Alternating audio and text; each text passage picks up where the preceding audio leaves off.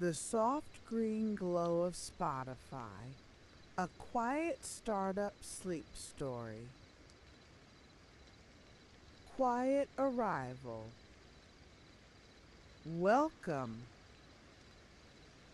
The rain has been falling for a while now, a steady, light rain that touches the window in soft, unhurried taps. And the bedside lamp holds a low amber glow over the small desk in the corner of the room. You are here. You have been here for some time, actually, sitting in the chair with a pillow tucked behind your lower back. And the night has that particular quality it gets when the day has already been put away and there is nothing left to do but be still. The desk is ordinary. A water glass, half full, catches a tiny curve of lamplight along its rim. A laptop sits closed, its surface cool and dark. A pair of headphones rests beside it, folded neatly, the ear cushions soft and slightly worn from use. These are familiar things, your things, arranged in the way they always are at this hour, and there is a comfort in that, a kind of quiet that comes not from silence, but from the ordinary repetition of the same small scene, night after night. The grain of the wood on the desk is visible beneath the amber glow, a pattern of fine lines, pale and dark, running in gentle curves from one edge to the other, and your eye can follow those lines without trying to, the way your eye follows the current of a stream, not because it is going anywhere meaningful, but because the motion is soft and the path is easy. Outside, the rain meets the windowsill and gathers there in a thin, quiet line before sliding down the glass in slow, wandering trails. You do not need to watch it. You do not need to follow the path of any particular drop.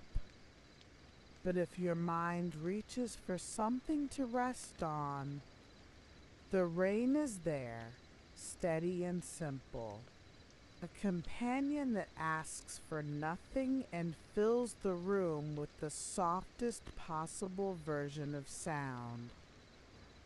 A sound so gentle it could be mistaken for the room itself breathing. You can let your jaw loosen just slightly, not all the way, just enough that your teeth are no longer touching and the muscles along the hinge of your jaw begin to soften, and the tension there, which you may not have noticed until just now, starts to ease. The rain continues outside the window. It does not change. It does not build toward anything. It is simply rain, doing what rain does on a cool evening, finding the glass, sliding down, tapping once, then again, then again. This is a story about a quiet thing that happened slowly, over many years, in a country where the winters are long and the evenings come early. It is a story about music, in a way, but not about any particular song, and not about anything dramatic or loud. It is really a story about playlists and streaming and the small, steady hum of computers doing their work in ordinary rooms.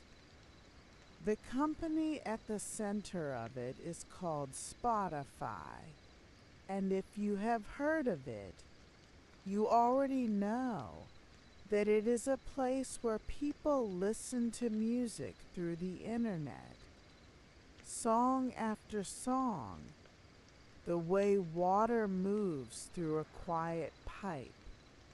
This is a fan made, unofficial sleep story. All trademarks belong to their owners. This is not business or financial advice, just a quiet story to help you rest. And now the radiator in the corner of your room gives off its faint tick, a small metallic settling sound, and the warmth from it reaches you in slow, invisible waves. You can feel the cool air from the crack in the window meeting the warmth from the blankets pooled at the foot of your bed, and the two temperatures find each other somewhere around your ankles, mixing gently, and you do not need to decide which one is more pleasant. They are both fine. Everything is fine. Your shoulders can lower now, just a fraction of an inch, dropping away from your ears, and you may notice that you have been holding them slightly raised without realizing it. Let them settle. Let the weight of your arms draw them down, and feel the heaviness begin in your hands, in your fingers, resting in your lap or at your sides, wherever they have come to rest.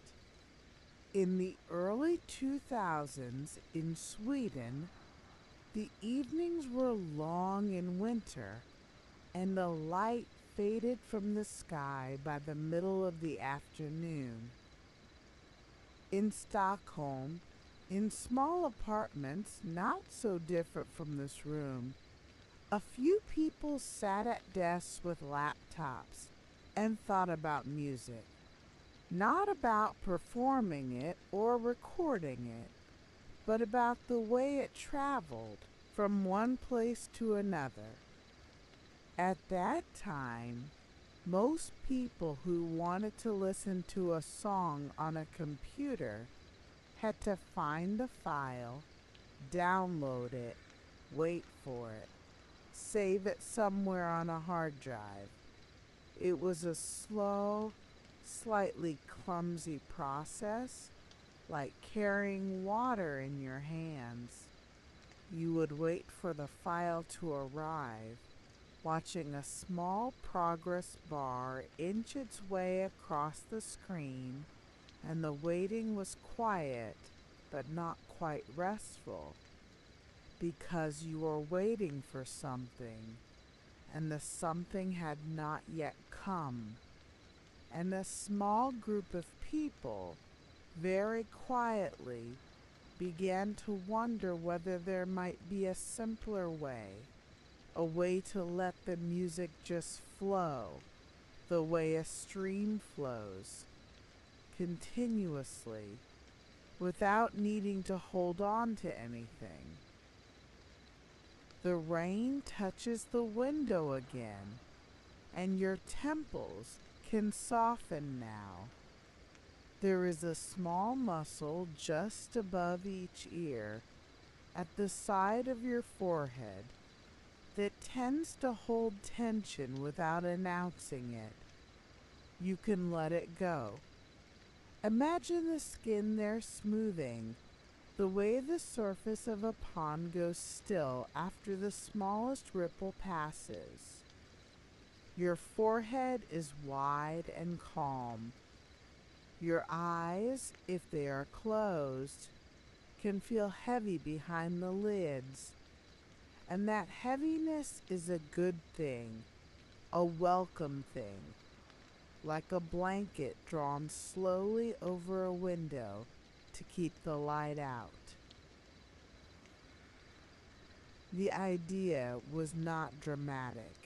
It was, in fact, a very quiet idea.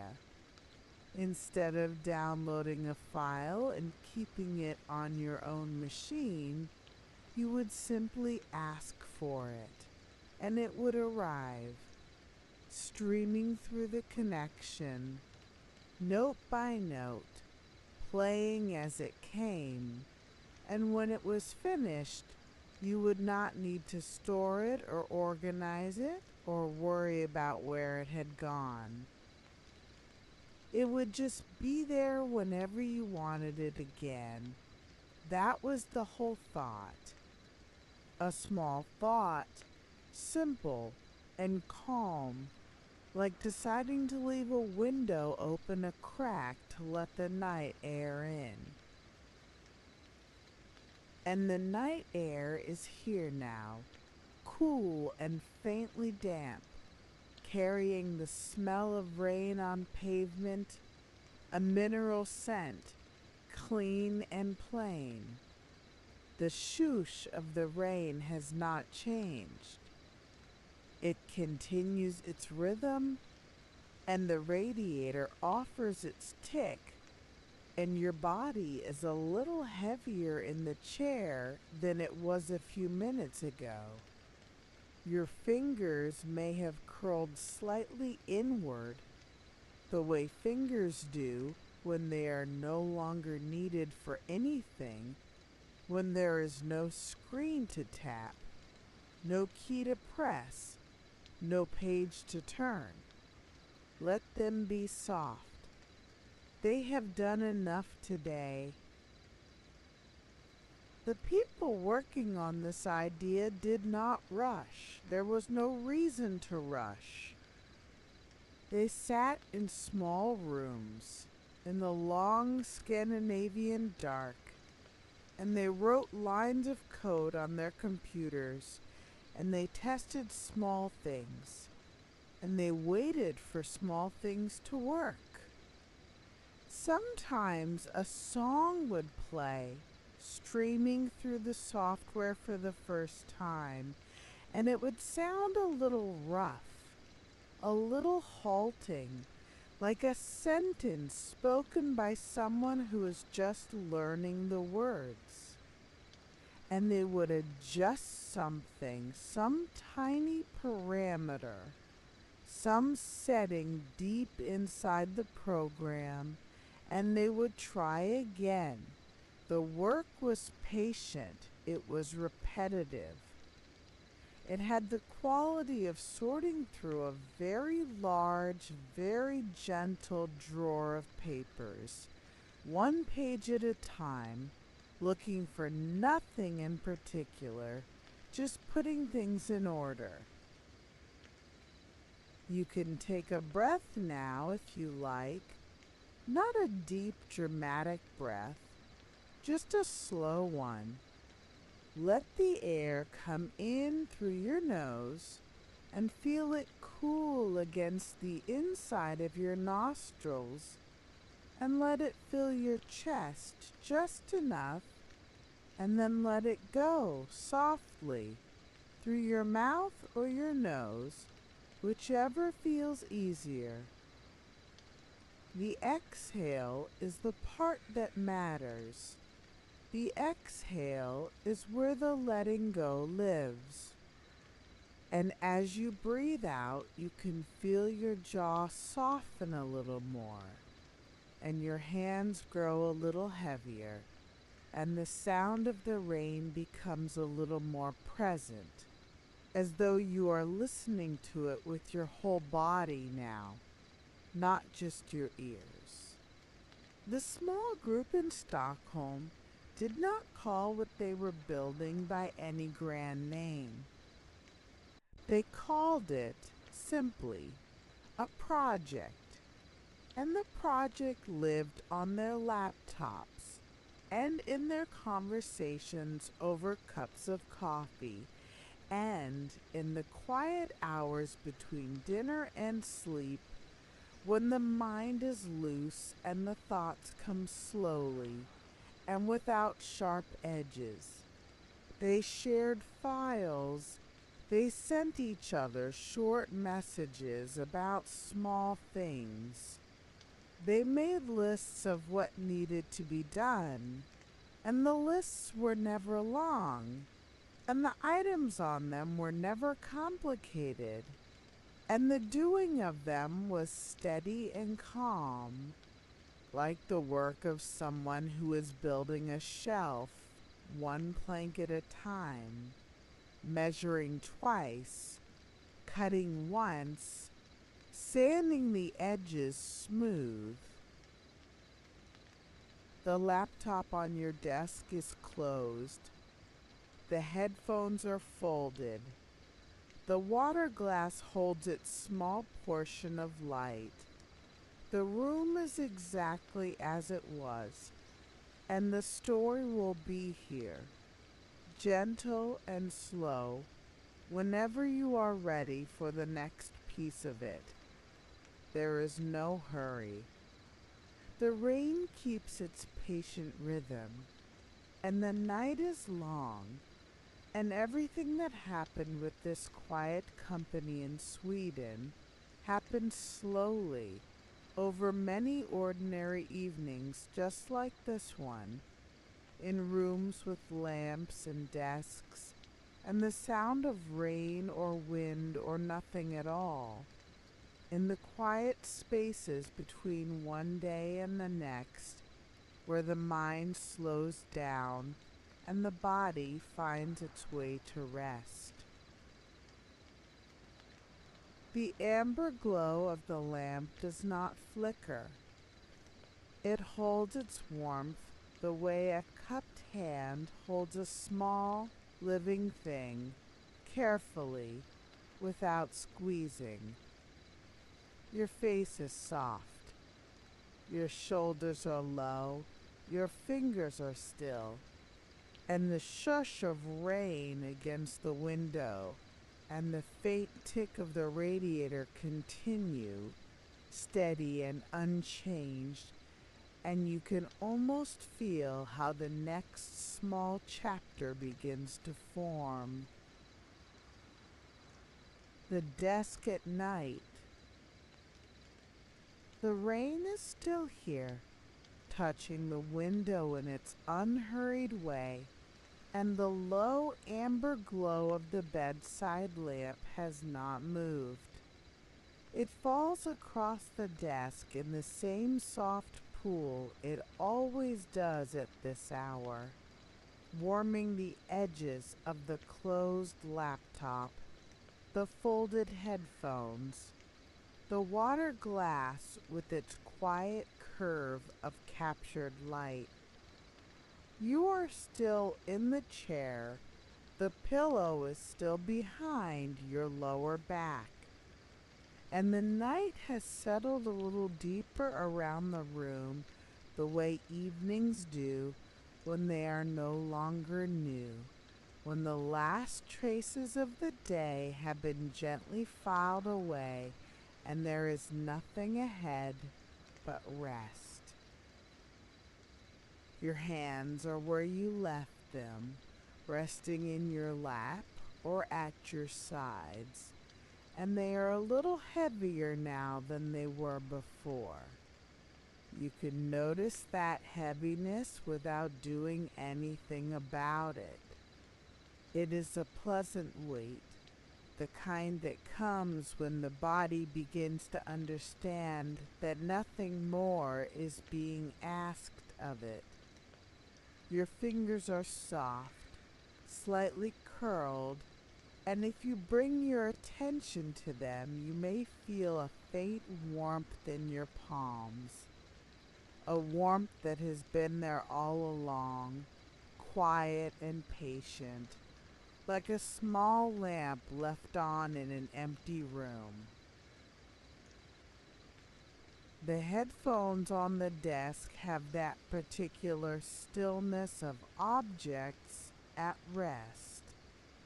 The ear cushions, slightly compressed from years of gentle use, hold the faintest impression of where they have been all the evenings they have sat just like this, folded and waiting.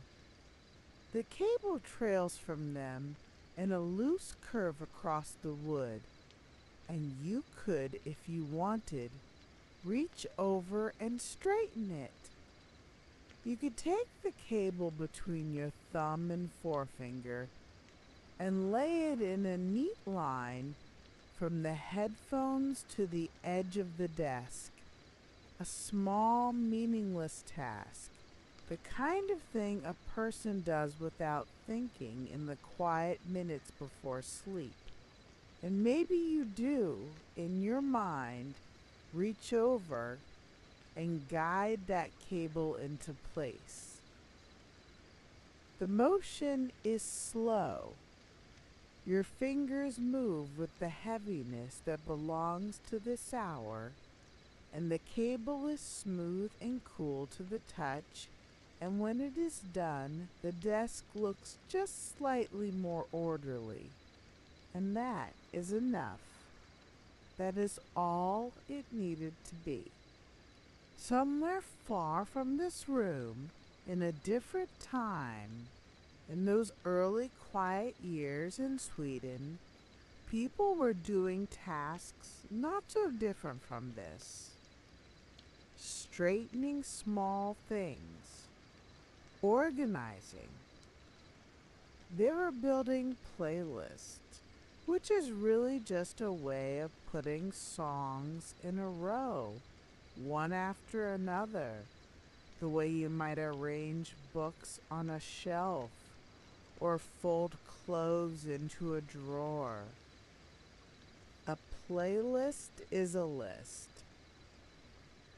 That is all it is.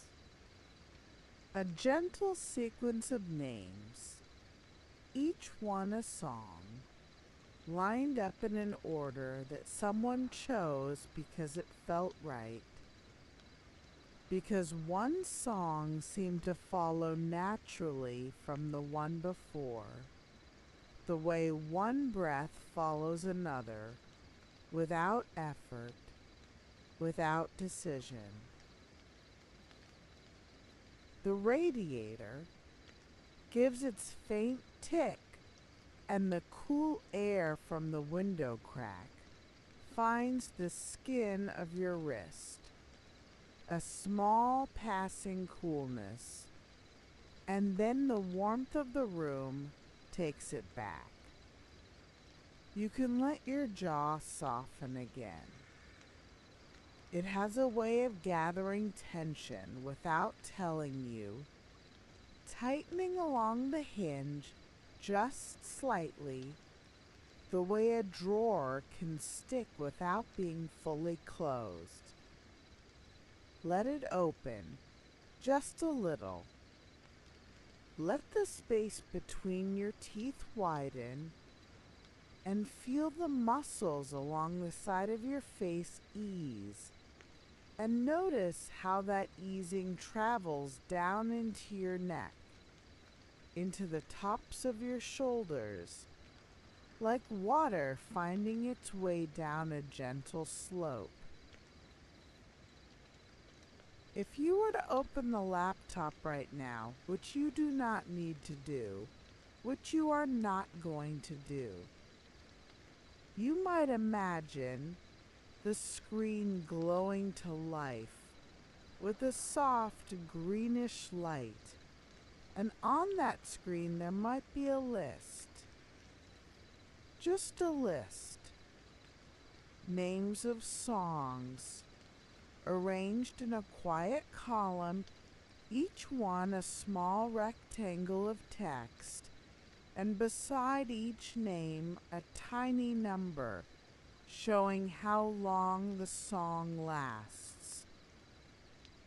3 minutes, 4 minutes, 2 minutes and 40 seconds. These are small, ordinary numbers, and they ask nothing of you. You could imagine a cursor blinking at the top of the list, patient, unhurried, pulsing in a rhythm not so different from your own heartbeat. Blink, pause, blink, pause. It is waiting, but it is not waiting for anything in particular. It is simply doing what cursors do, which is to be still and steady and present. The shush of the rain has not changed. It is the same sound it was a few minutes ago, the same soft, continuous arrival of water against glass, and there is something in that sameness that is deeply restful. Your body knows the sound now. It has been listening for long enough that the rain has become part of the room, part of the quiet architecture of this evening, as steady and unremarkable as the walls or the floor or the warmth of the blankets pooled at the foot of the bed. You could imagine scrolling down that list slowly. The way a person scrolls when they are not looking for anything, when they are just letting their eyes move over the names the way a hand moves over a smooth surface, feeling without searching. Each song title is a small, self-contained thing, a handful of words, and you do not need to know any of them. They pass beneath your attention the way clouds pass across a sky that no one is watching. And the scrolling is gentle, a slow drift downward, and the list seems long, longer than you would ever need. And that is part of what makes it restful, the knowledge that there is always more, that you will never reach the end, that you can stop at any point and the list will still be there, patient and unchanged, whenever you come back. And if you were to stop scrolling, the screen would simply rest, holding the last few names in place, and the cursor would continue its gentle blink at the top of the page, and the soft green of the background would glow faintly, a color that is neither bright nor dim but somewhere in between, the color of moss and shade, or of a quiet light left on in a hallway overnight. And the screen would not ask you to do anything, would not flash or change or call for your attention, would simply be still, the way the desk is still, the way the water glass is still, the way your hands are still in your lap, resting in the amber glow of a lamp that the company that made this possible did so quietly. There were no grand announcements in those early days. A small group of people in Stockholm wrote code and tested it and wrote more code. And they did this in rooms with lamps and desks and mugs of cooling tea, in the long dark of the Scandinavian winter. And the work had a rhythm to it, a gentle back and forth, like the tick of your radiator or the tap of rain on glass. They were building something, but the building felt more like tending the way a person tends a small garden, checking on things, adjusting things, being patient with things that grow slowly. The blankets at the foot of your bed hold their warmth in a loose fold, and you can feel that warmth from here, a faint thermal presence that does not reach you yet, but promises that it will whenever you are ready. The air in the room has the quality of air that has been still for a long time, neither warm nor cool, but simply present, holding the faint scent of the lamp's warmth and the clean mineral trace of rain that comes through the window crack. Your fingers are heavy in your lap, and you can feel the pulse in your fingertips, a faint, slow rhythm barely there, a private signal that the body is at ease, that the heart is doing its unhurried work, and that everything inside you is moving at the pace it was always meant to move when there is nothing to rush toward. And now you can feel the weight of your own body in the chair, the way your hips press into the seat, the way your spine rests against the pillow, and the heaviness is a good heaviness, a kind heaviness, the kind that comes when you have been sitting still long enough for gravity to become friendly. Your temples are smooth, your forehead is wide and open. If there were a small crease of thought between your eyebrows, you can let it dissolve now, the way a line drawn in sand disappears when the wind passes over it, softly, without effort. You might imagine reaching over to the laptop and resting your fingertips on its surface. The metal is cool, faintly smooth, and you could wipe the trackpad with the pad of your thumb, a small circular motion, clearing away the ghost of the day's last touch.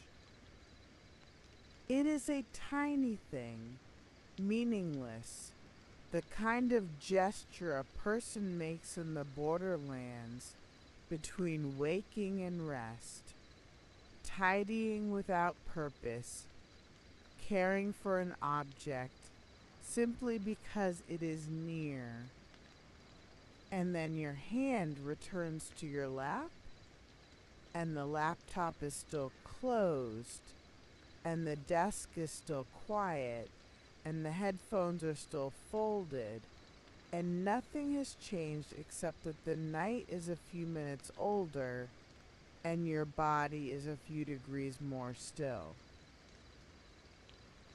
You could also imagine nudging the shade of the lamp, just barely, tilting it a fraction so that the pool of amber light shifts on the desk, moving from the center of the laptop toward the water glass, and the glass responds by catching a new sliver of gold along its curve, a tiny change.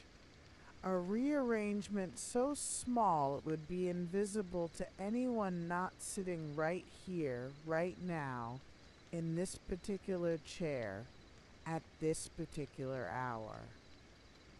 And the act of nudging the shade is itself restful, a gesture that belongs entirely to the quiet, to the unhurried minutes when the hands move, not because they must, but because the body enjoys the simple sensation of doing one small, gentle thing.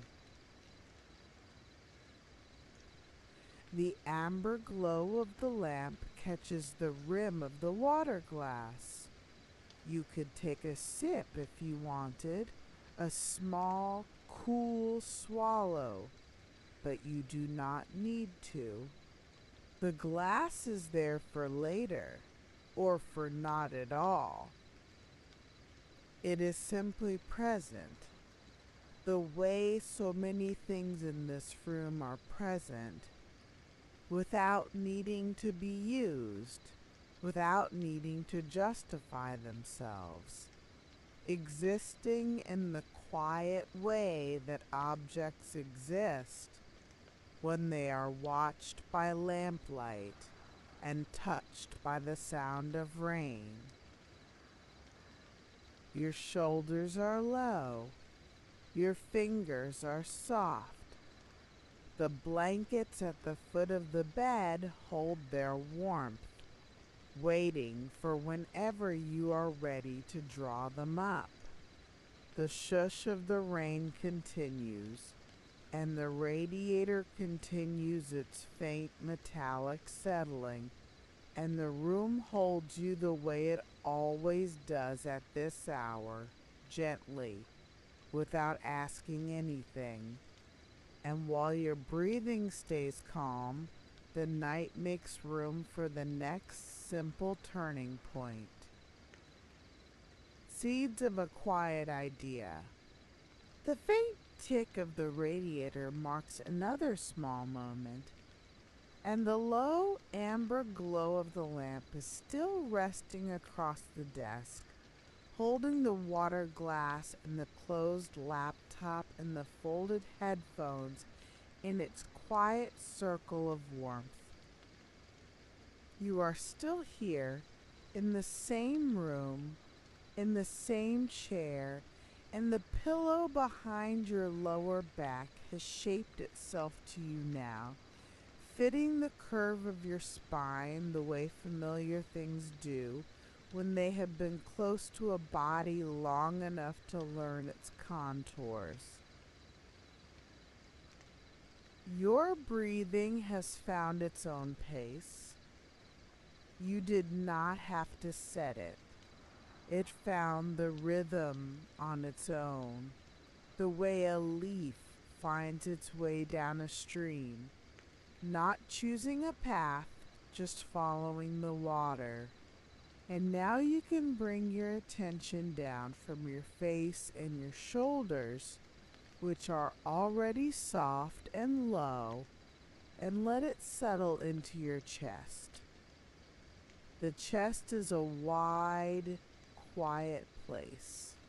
It rises gently with each inhale, and it falls gently with each exhale, and in between there is a small, still moment, a pause that belongs to no one, a pause that is simply the body being patient with itself.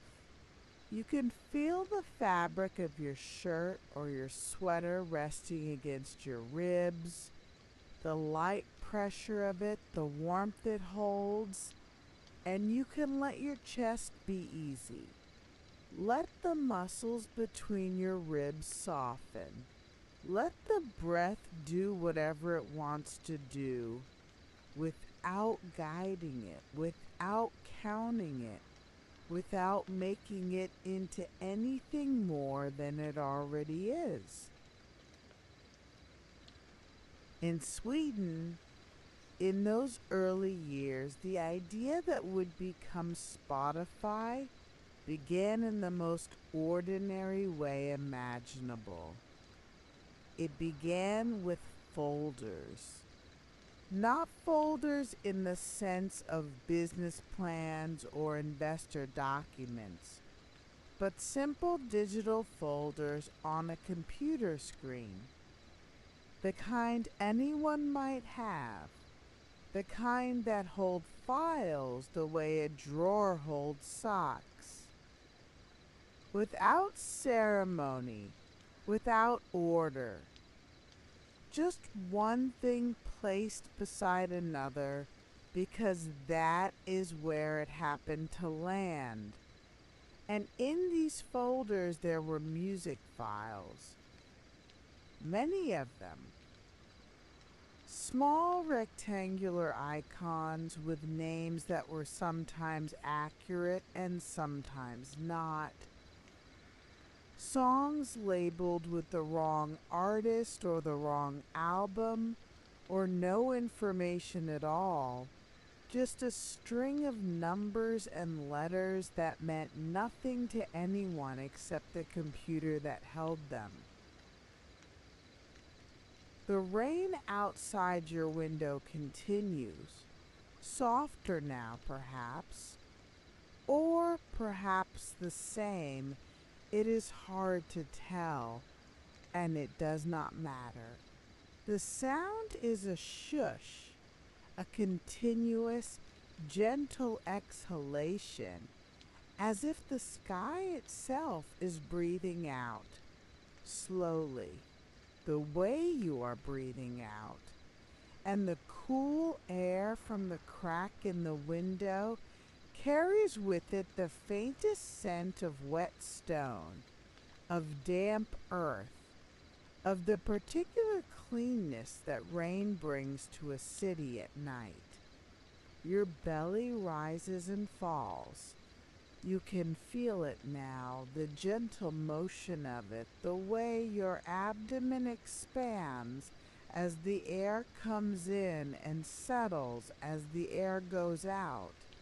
And there is a softness there, a yielding, as if the muscles of your belly are remembering that they do not need to hold anything up right now, that there is no posture to maintain, no core to engage, just the simple animal rhythm of a body at rest.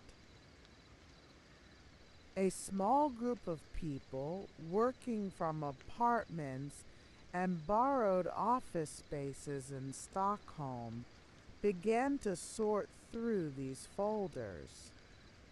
They were not in a hurry. The work was the kind that could be done late at night, with a mug of something warm nearby, with the glow of a screen and the sound of a keyboard, and nothing else. They would open a folder, look at the files inside, and begin the slow process of naming things correctly. This song belongs to this artist. This track is from this album. This file is a duplicate. This one is missing its title.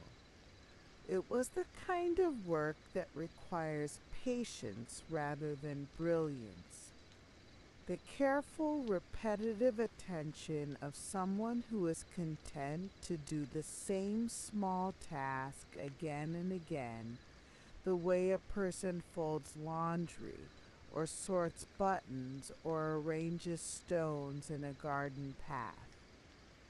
Your lower back can soften now.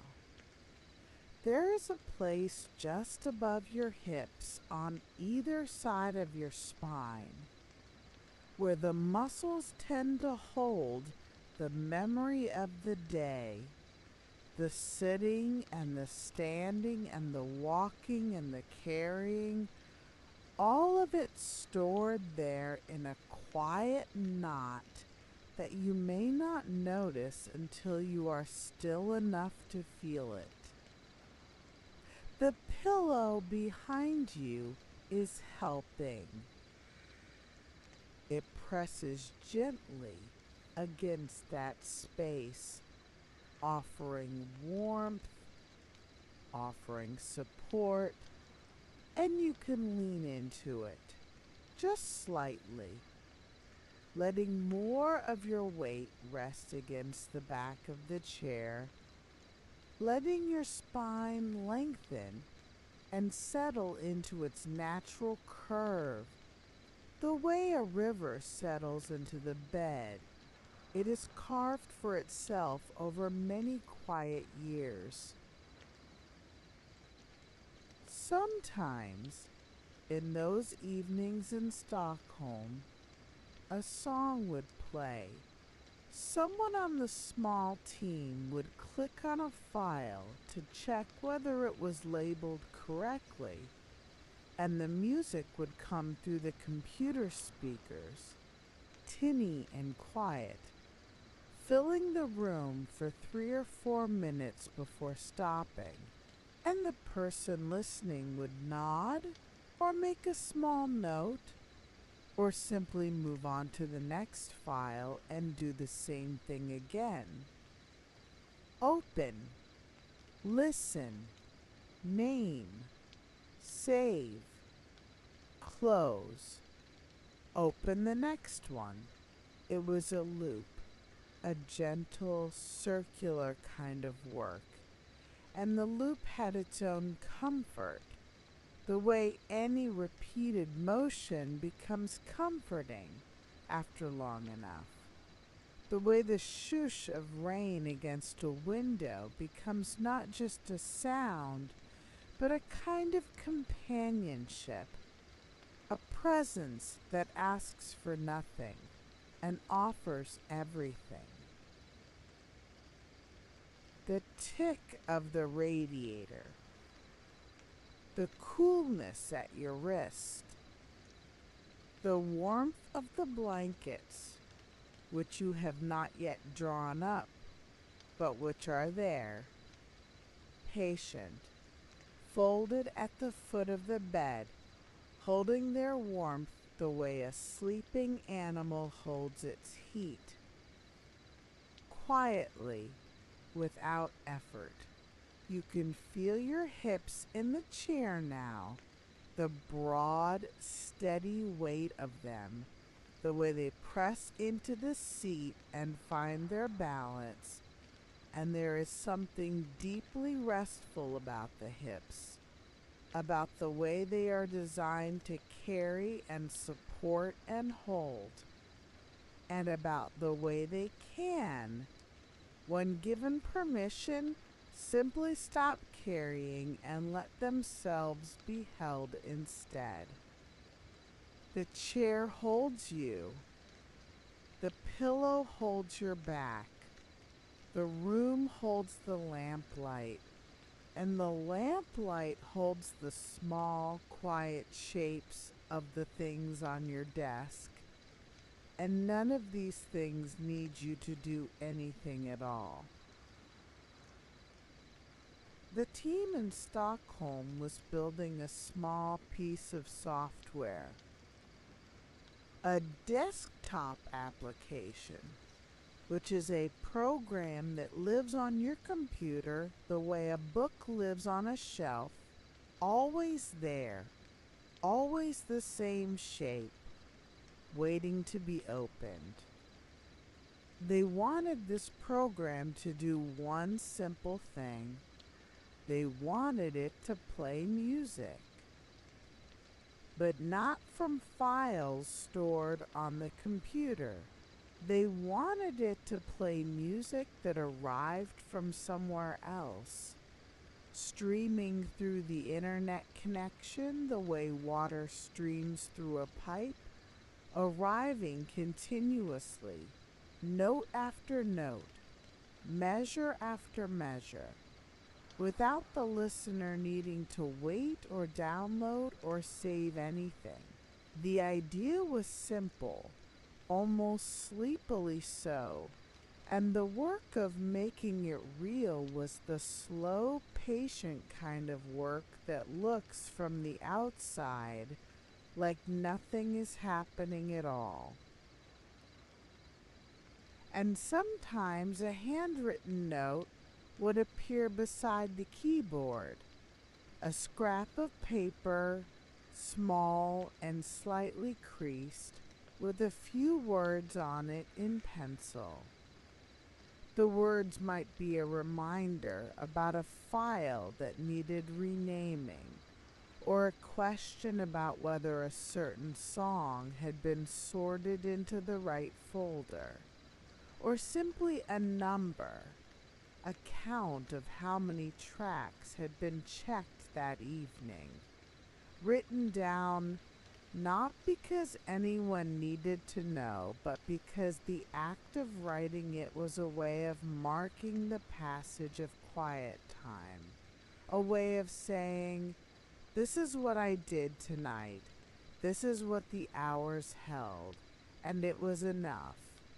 The cool air from the window crack moves past you in a slow, invisible current, and you can feel it on the backs of your hands, a touch so light it is barely there, and then the warmth of the room returns, patient and steady, and your hands are still, and your fingers are curled, and the weight of them in your lap is the weight of things that have finished their work for the day. Your belly rises and falls.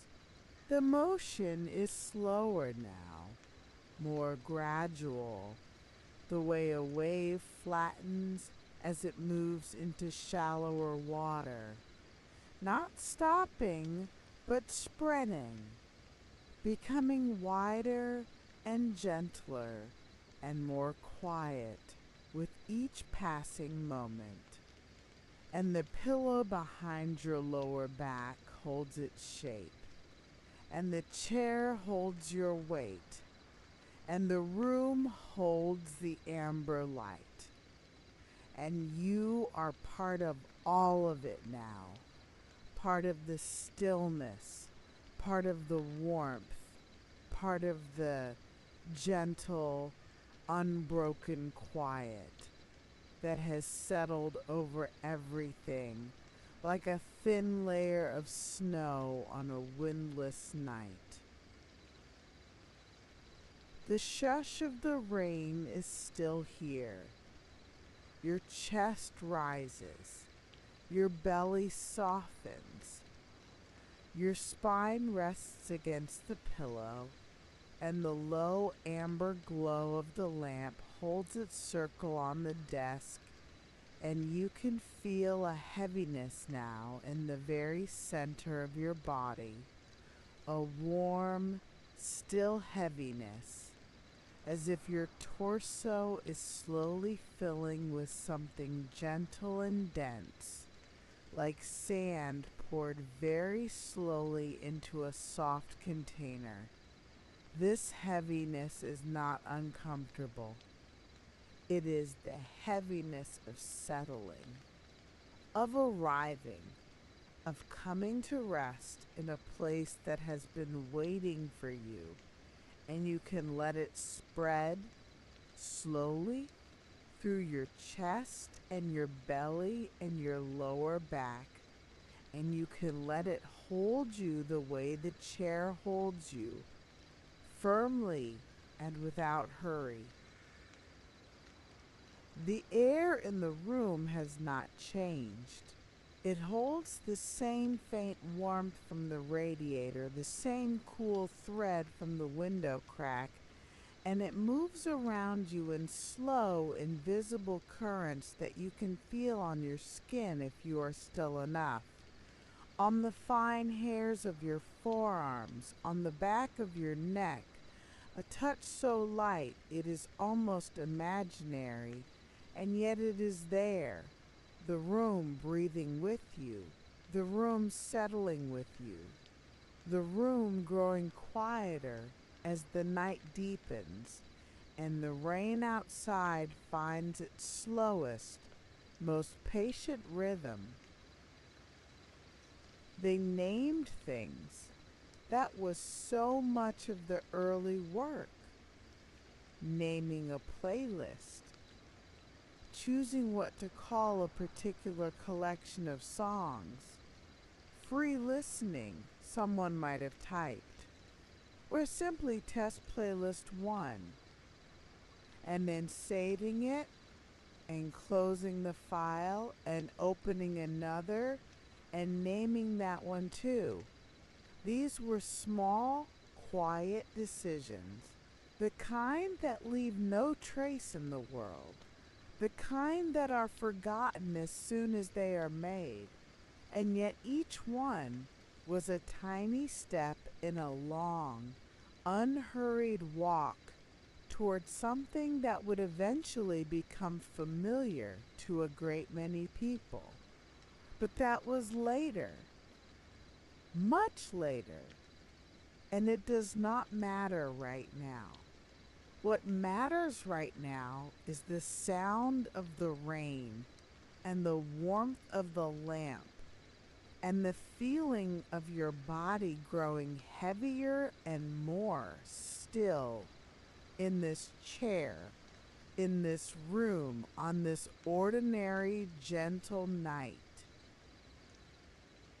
Your breathing continues in and out, in and out, the rise and the fall, the small pause between, and the desk is quiet, and the headphones are folded, and the water glass holds its still, clear weight, and everything in this room is exactly where it belongs.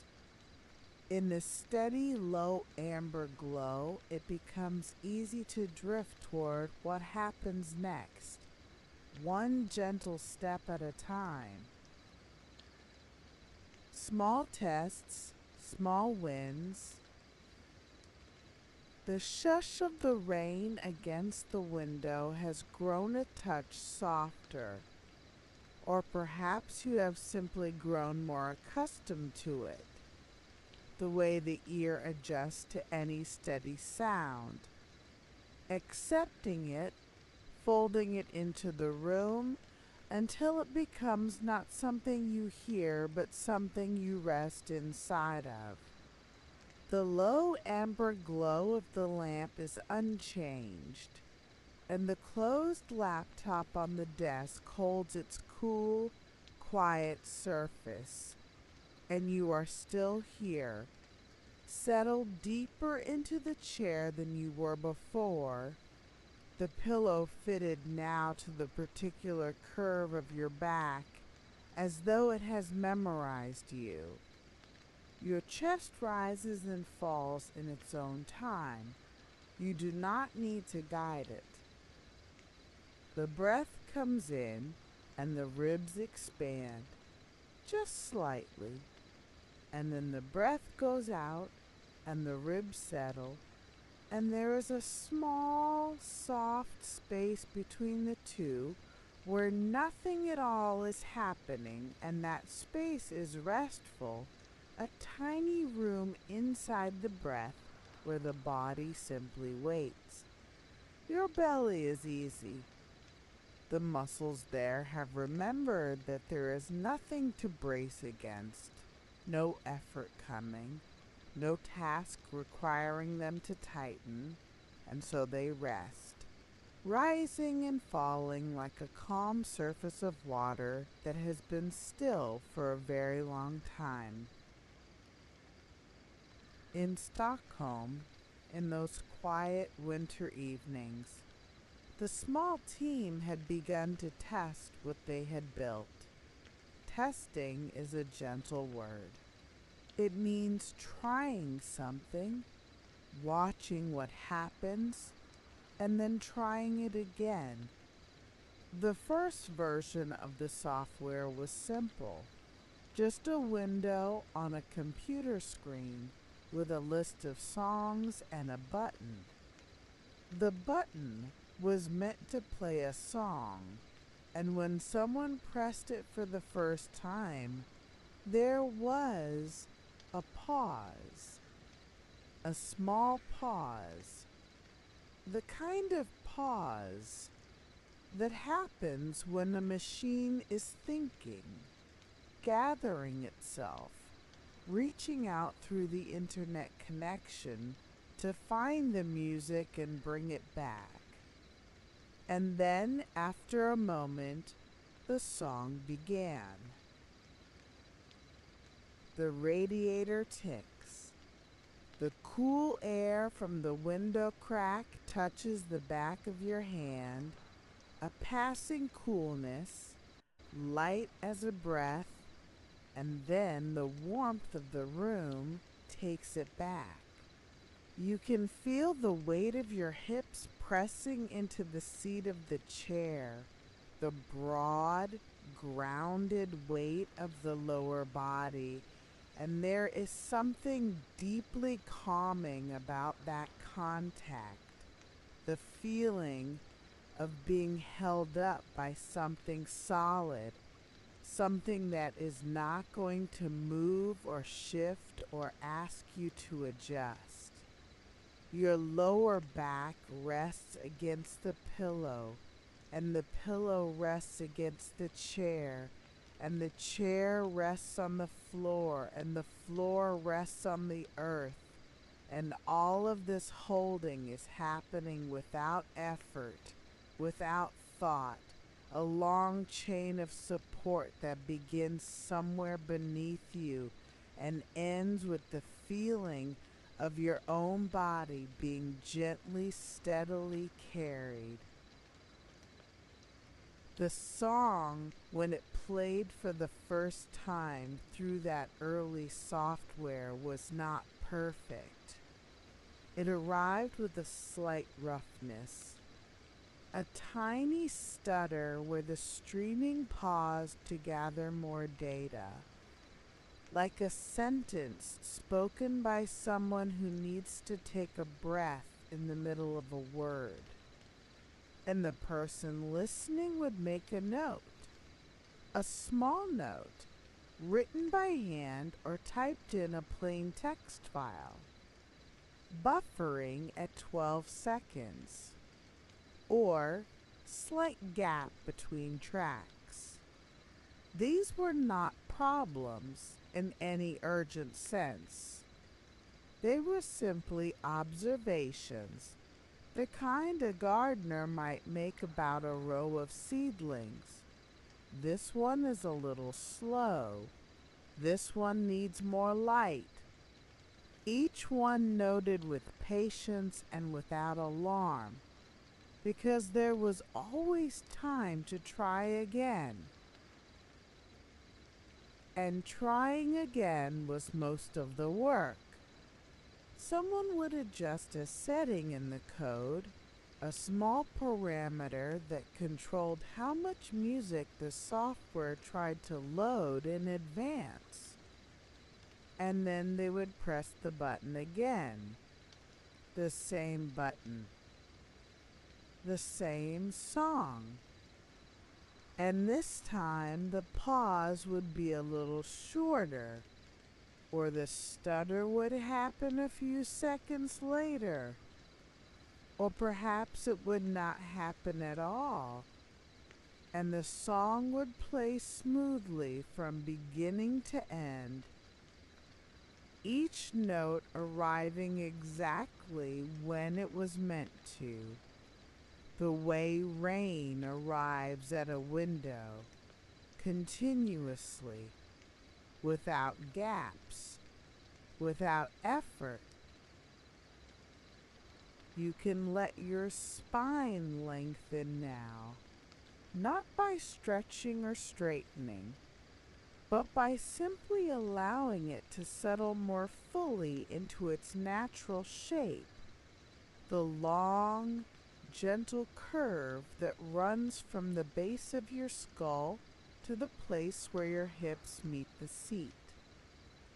There are spaces between the bones of the spine, small cushions of cartilage, and when the body is truly at rest, these spaces can open, just slightly, the way petals open when there is warmth, and the whole spine can feel a little longer, a little more at ease, a little more like a string of beads laid out on a soft surface. each one touching the next, but none of them holding on too tightly. The amber light from the lamp falls across your lap, and the warmth of it is so faint you can barely feel it. But it is there, a gentle presence. The way the memory of a kind word is a presence even when the room is quiet. Sometimes the page would need to refresh. The software had a simple interface, a list of songs, and a few small controls, and when something was changed in the code, the whole page would need to reload, and the team would wait. It was a brief wait, a few seconds, the kind of wait that is so ordinary it barely registers as waiting at all, more like the pause between one breath and the next. And then the page would appear again, looking almost the same as before, perhaps with one small difference.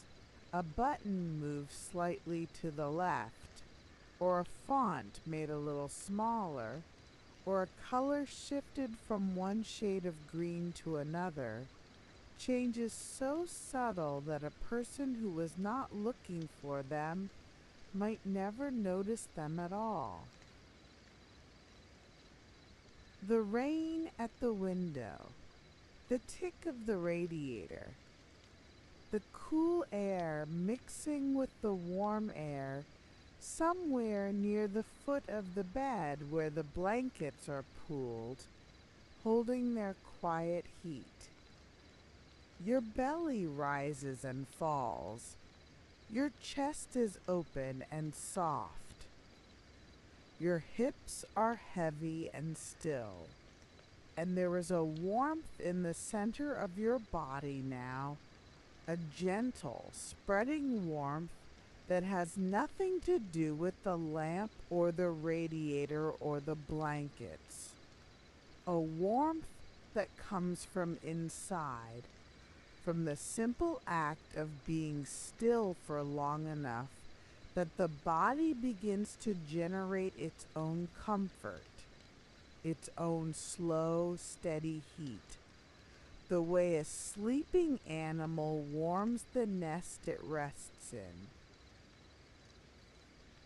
Someone on the team would retype a single line of code, carefully, letter by letter, making sure each character was exactly right, because in code, a single misplaced letter can change everything, the way a single misplaced stitch can change the direction of a seam. And they would save the file, and they would test again, pressing the same button, listening to the same song, and this time the playback would be a little steadier, a little smoother. The transition from silence to sound a little more like the transition from one room to another, seamless, unremarkable. The kind of thing you only notice when it does not work and never notice when it does. And sometimes they would check a setting twice, not because they were worried, but because checking is a habit of careful people. The way a person checks that the front door is locked, not because they believe it is unlocked, but because the act of checking is itself a small comfort, a way of confirming that the world is as it should be. They would open the settings panel, look at the numbers, nod, close it, and then open it again a moment later just to be sure. And the numbers would be the same, and the confirmation would bring a tiny, quiet satisfaction, the kind that does not show on the face but settles somewhere in the chest, a small warmth, a small rightness. And in between the testing, there were moments of waiting. The code would be compiling or the software would be restarting. And the person at the desk would have nothing to do for 30 seconds or a minute or 2 minutes. And in that gap, they would simply sit, and the room would be quiet, and the screen would show its progress, and the waiting was not empty but full of the same kind of stillness that fills this room right now, the stillness of something that is in the process of becoming, not yet finished but not in a hurry, moving at its own pace, arriving when it arrives. There were evenings when the testing went on for hours, the same song playing again and again, each repetition slightly different from the last. The way a river sounds slightly different each time you return to its bank, even though the water itself has not changed its nature. The person testing would sit in the glow of the screen, the headphones resting against one ear or both, and the music would fill the small space between the ear cushions and the skin, a private, contained world of sound. And each time the song played a little more smoothly, the person might shift in their chair, just slightly, the way a body shifts when something small has gone right, a settling, an easing, barely noticeable to anyone watching, but felt from the inside as a kind of quiet relief. The water glass on your desk catches the amber light along its rim. The headphones are folded, the ear cushions resting against each other like two palms pressed gently together. The laptop is closed, and its surface reflects a dim version of the lamp, a small smudge of gold on dark metal, and you can let your eyes be heavy if they are not already closed, and you can let the details of the room blur at the edges, the way a photograph blurs when it is taken through a window streaked with rain. The details are still there. They have not gone anywhere, but they have become softer, less insistent, more like suggestions than facts. And that softness is a gift, a quiet offering from the night to you, and you can accept it without doing anything at all. The work in Stockholm continued in this way for many evenings. Press the button, listen, make a note, adjust, try again. The loop was gentle and circular, and each time through the loop, the software became a little more like what they had imagined, a little more seamless, a little more like water flowing through a pipe, with no joints, no seams, just one continuous, unbroken stream. And the improvements were small, always small, the kind of progress that is measured not in leaps, but in the barely perceptible smoothing of a surface, the way a stone in a riverbed becomes smoother, not all at once, but over many seasons of water passing over it. Patient, unhurried, steady. Your body is heavy now. Your chest and your belly and your hips and your lower back, all of them resting, all of them held, all of them warm. The shush of the rain is still here, and the tick of the radiator is still here, and the amber glow is still here, and the room has not changed, and you have not changed, except that you are a little more still, a little more settled, a little closer to the place where thoughts become soft and formless, and the mind begins to let go of its need to follow any particular thread. In the same familiar room, the next part arrives softly, like a thought settling into place. A slow, steady spreading. The rain continues its gentle, steady arrival at the window, and the faint tick of the radiator marks another small interval in the quiet life of this room. You are still here.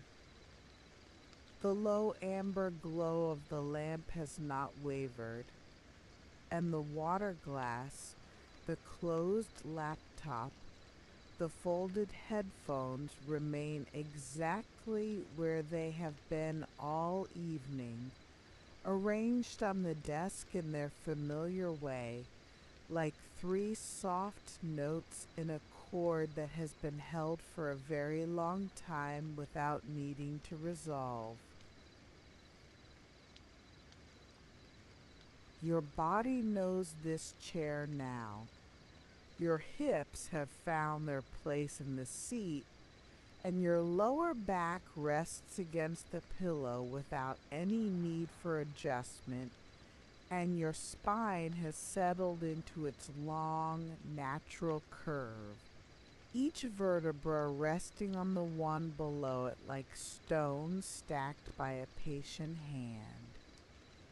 You can bring your attention to your belly, to the quiet rise and fall of it, and notice that the motion has become slower, shallower, as though the breath is learning to take up less space, to move through you more gently, like a tide that has been going out for hours and is now barely lapping at the shore. This is your body making room for rest. This is the body doing what it knows how to do when the mind finally stops asking it to be anything other than still. You might imagine in this quiet moment reaching over to the desk and resting your fingertips on the surface of the closed laptop. The metal is cool, faintly smooth, and you could trace a small circle on its lid with the tip of one finger, a slow, absent motion, the kind of thing a person does when their thoughts are somewhere far away and their hands are simply keeping themselves company. And from this small, idle gesture, the story drifts back to Stockholm, to the years after the early testing, when the software had begun to work well enough that more people could use it. The growth was gradual. It happened the way mornings happen in winter, not all at once, but in slow, almost imperceptible degrees.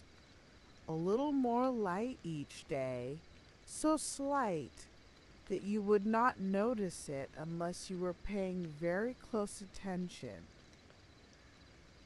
First, it was a small number of people in Sweden who could open the application on their computers and listen to music streaming through their internet connections.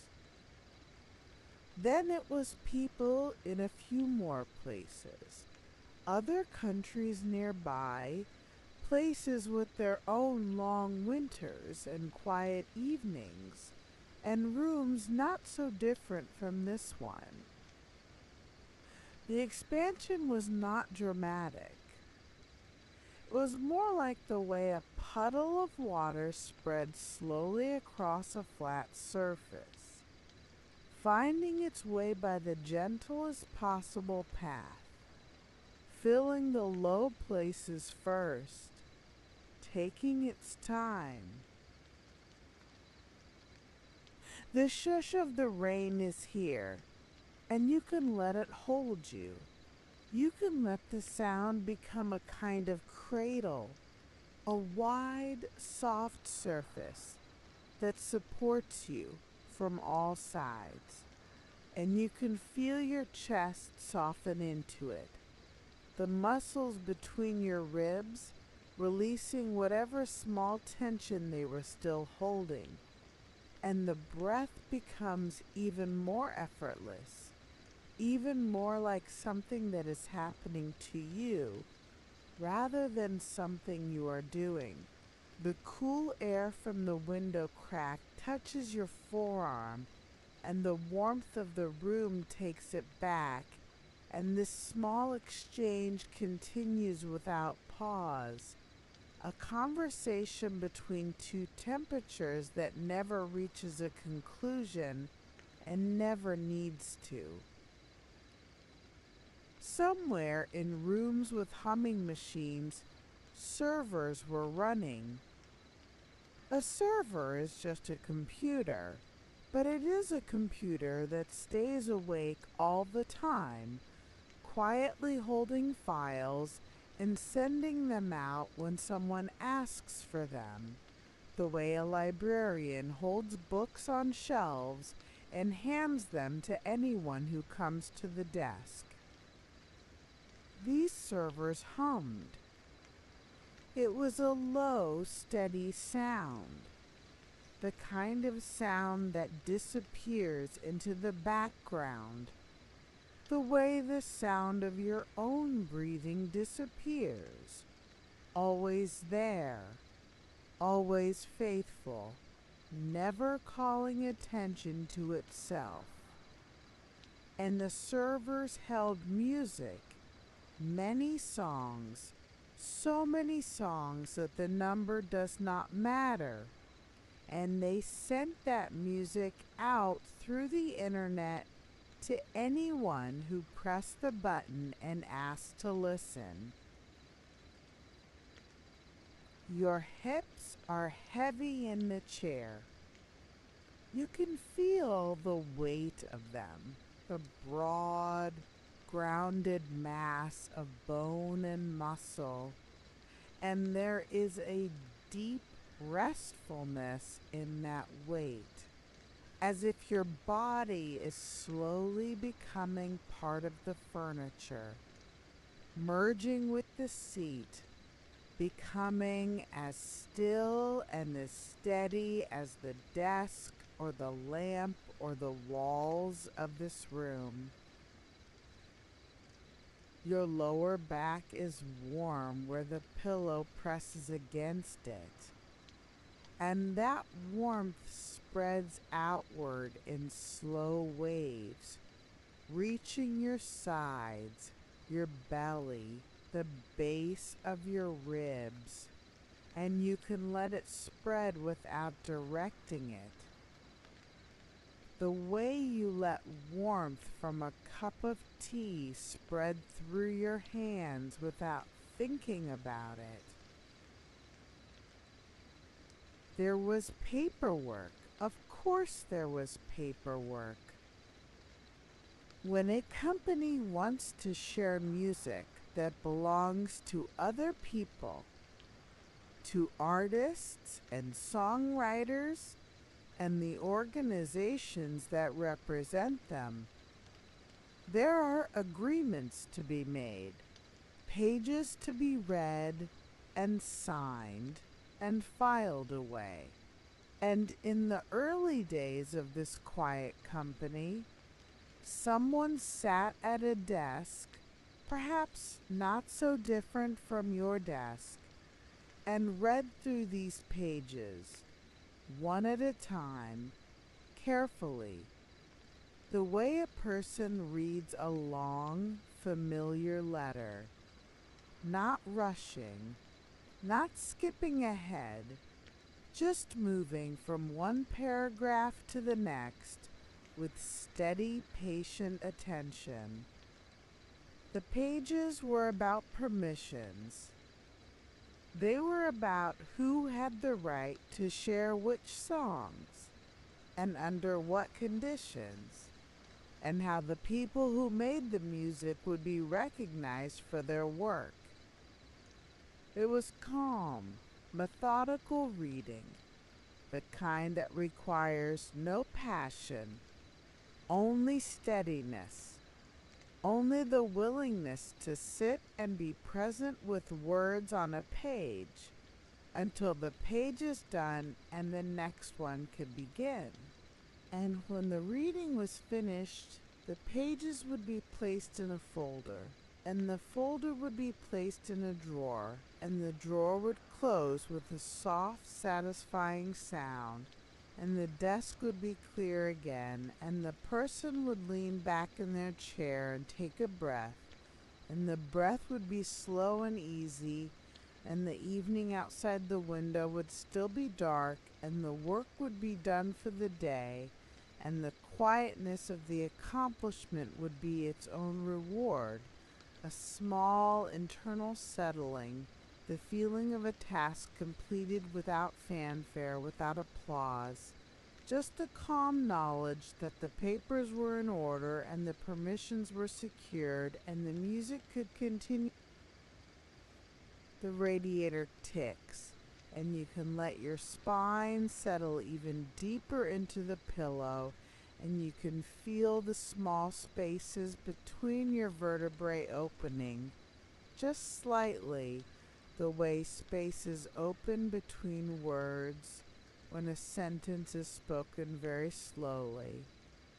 There is room in your body now, room in your chest, room in your belly, room in the quiet hollow of your lower back where the pillow holds its gentle pressure, and the amber light from the lamp falls on the desk and on your hands and on the folded headphones and on the rim of the water glass, and all of these things are bathed in the same soft gold, as though the light is a kind of blanket that covers everything equally, without preference, without judgment.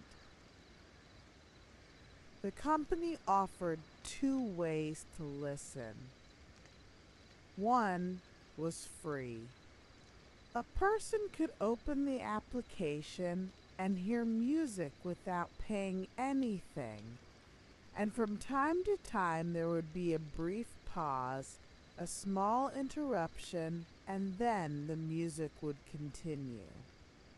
The other way was to pay a small amount, a monthly sum, modest and regular, like a subscription to a quiet magazine, and in return the music would play without interruption, continuously, smoothly, the way a river flows through a landscape that has no dams or locks, just open water finding its way forward. Both ways were gentle, both ways were simple, and the choice between them was the kind of choice that does not keep a person awake at night. A choice more like deciding whether to leave the window open a crack or closed all the way. A matter of small preference, nothing more. After a while, the listening moved from computers to phones. People could carry the music with them, in their pockets, on their walks to work, on the bus, in the quiet minutes before falling asleep. The application looked almost the same on the smaller screen, just a list and a button and a gentle green glow, and the music arrived the same way, streaming through the air. And the person listening did not need to know anything about how it worked, or where the songs were stored, or what happened between the pressing of the button and the first note sounding in their ear. They simply pressed, and the music came, and the evening continued, and the world went on being quiet and ordinary and fine. And the people who made this possible continued their own quiet routines. In the mornings, someone would open a laptop and check that the servers had run smoothly through the night.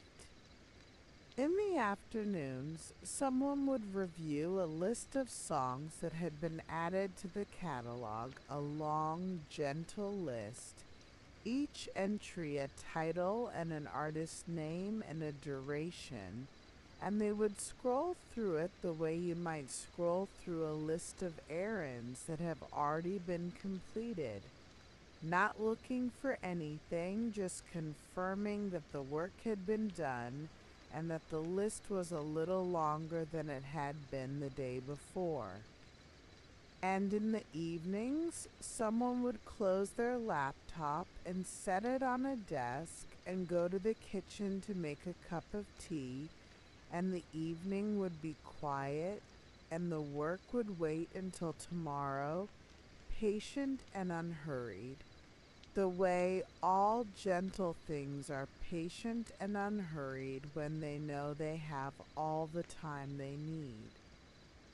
You can feel your body now as a single quiet weight, not a collection of parts, not chest and belly and hips and spine, but one continuous shape, held by the chair, warmed by the lamp, accompanied by the rain. If you were to imagine your body as a landscape, it would be a broad, flat plain at dusk, the light fading, the air still, the grass bending gently under its own weight, and somewhere far away, so far that it barely registers, the faint hum of those servers, steady and unremarkable, doing their patient work of sending music to anyone who asked.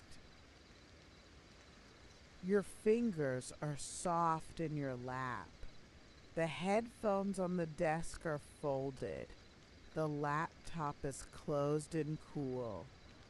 And the evening has crossed over into a new day without announcement, without ceremony, the way midnight arrives in a quiet room, not as a boundary but as a continuation, a seamless extension of the same gentle darkness that has been here all along.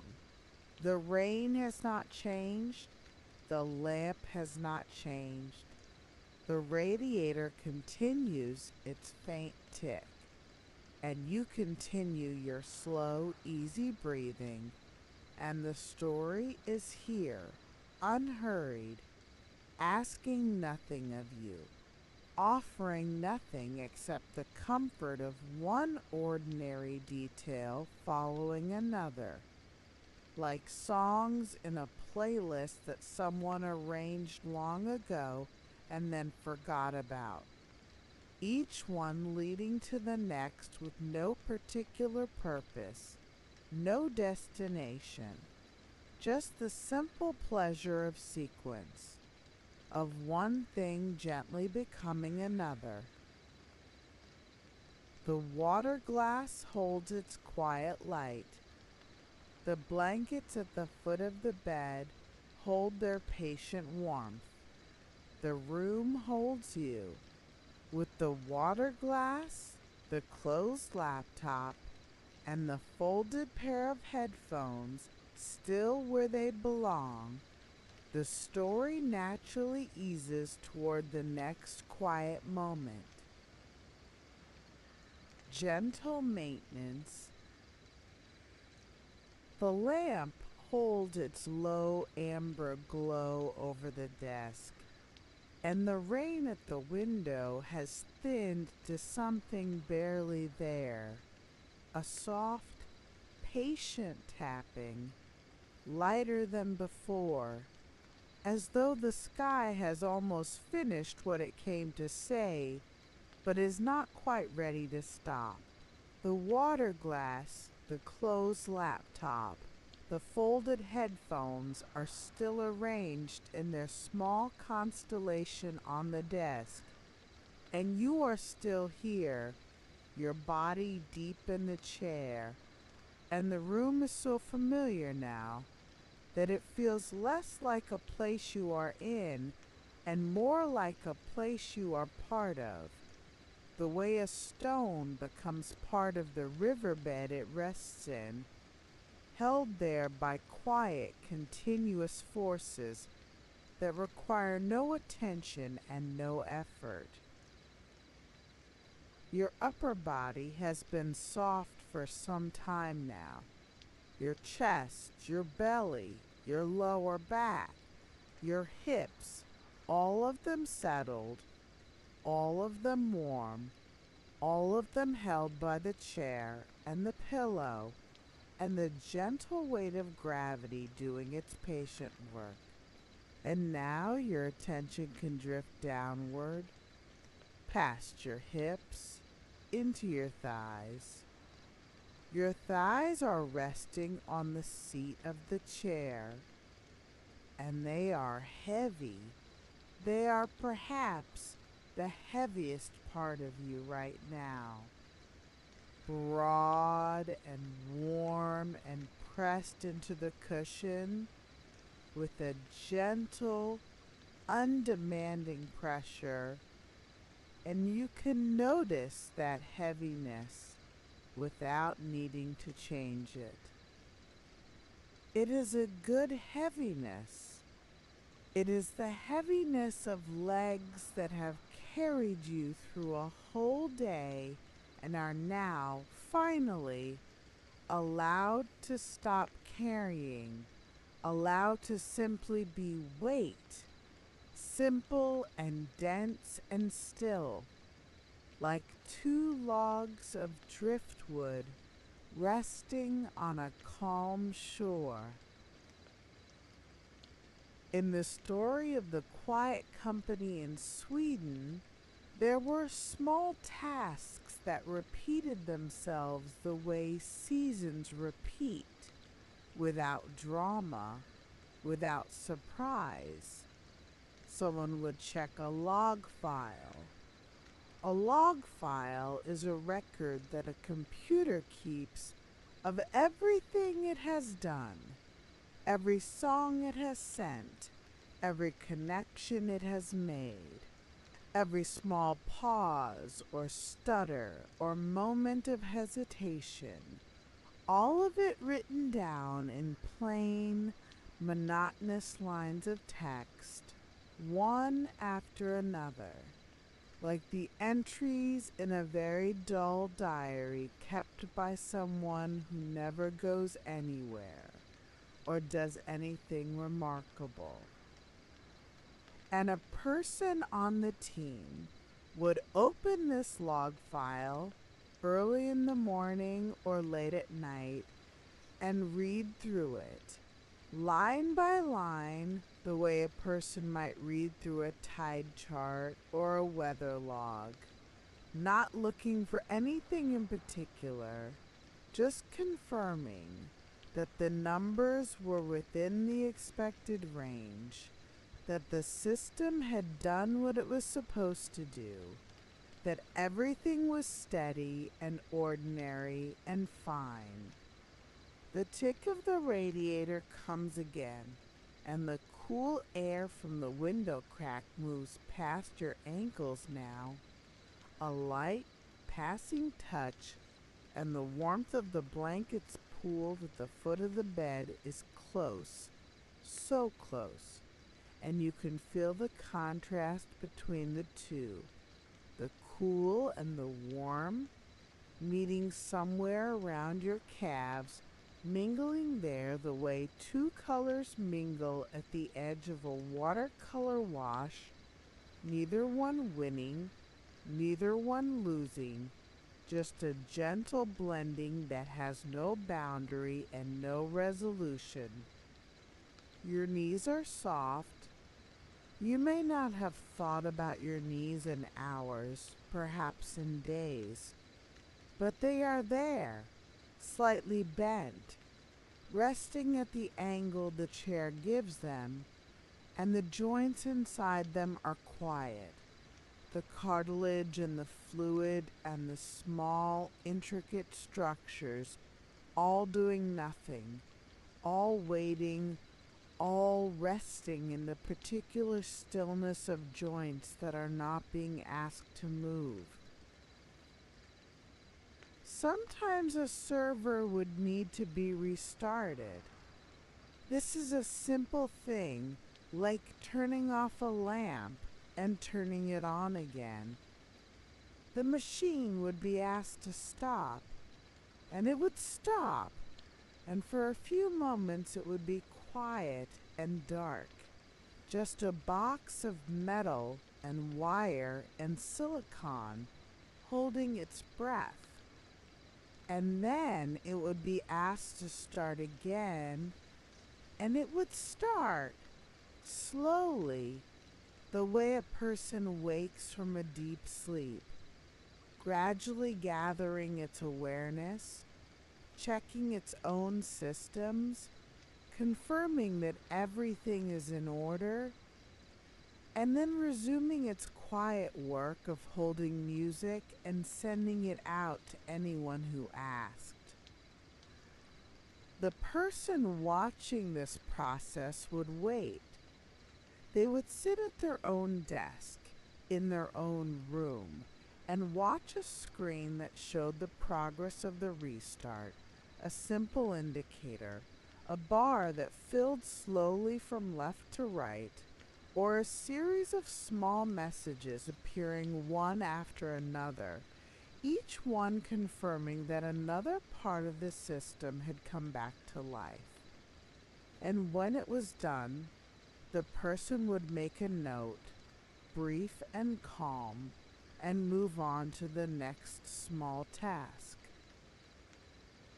And there was a kind of rhythm to these tasks, a gentle, repeating pattern, like the rhythm of seasons or the rhythm of tides, each day bringing the same small set of things to do, the same small set of checks and adjustments and confirmations. And the sameness was not boring. It was soothing, the way the sameness of the rain is soothing, the way the sameness of your own breathing is soothing, a repetition that tells the body and the mind that the world is steady, that nothing unexpected is coming, that everything is as it should be and will continue to be as it should be for as long as the night lasts. Your calves can soften now.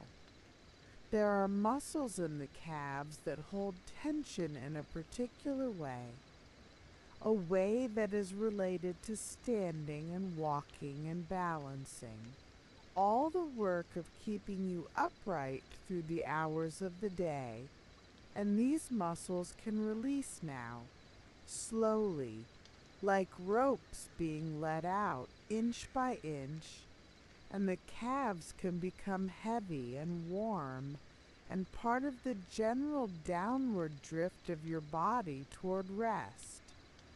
The shush of the rain is thinner now, more like a murmur than a shush, a soft, continuous whisper that the sky is offering to the window, and the window is accepting without comment, and the sound of it reaches you through the glass and through the air and through the quiet of the room, and it settles around you the way mist settles around a field, gently, without edges, without weight.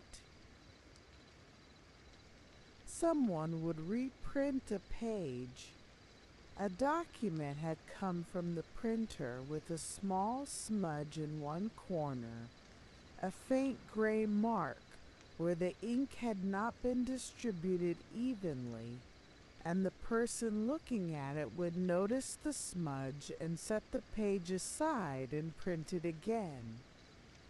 The new page would come out clean, and the person would look at it, confirm that it was right, and place it in a folder with other pages, and the folder would go into a drawer, and the drawer would close with a soft click, and that would be the end of it.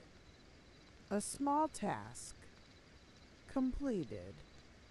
A corner of the world made slightly neater, slightly more orderly, in a way that no one else would ever notice or care about.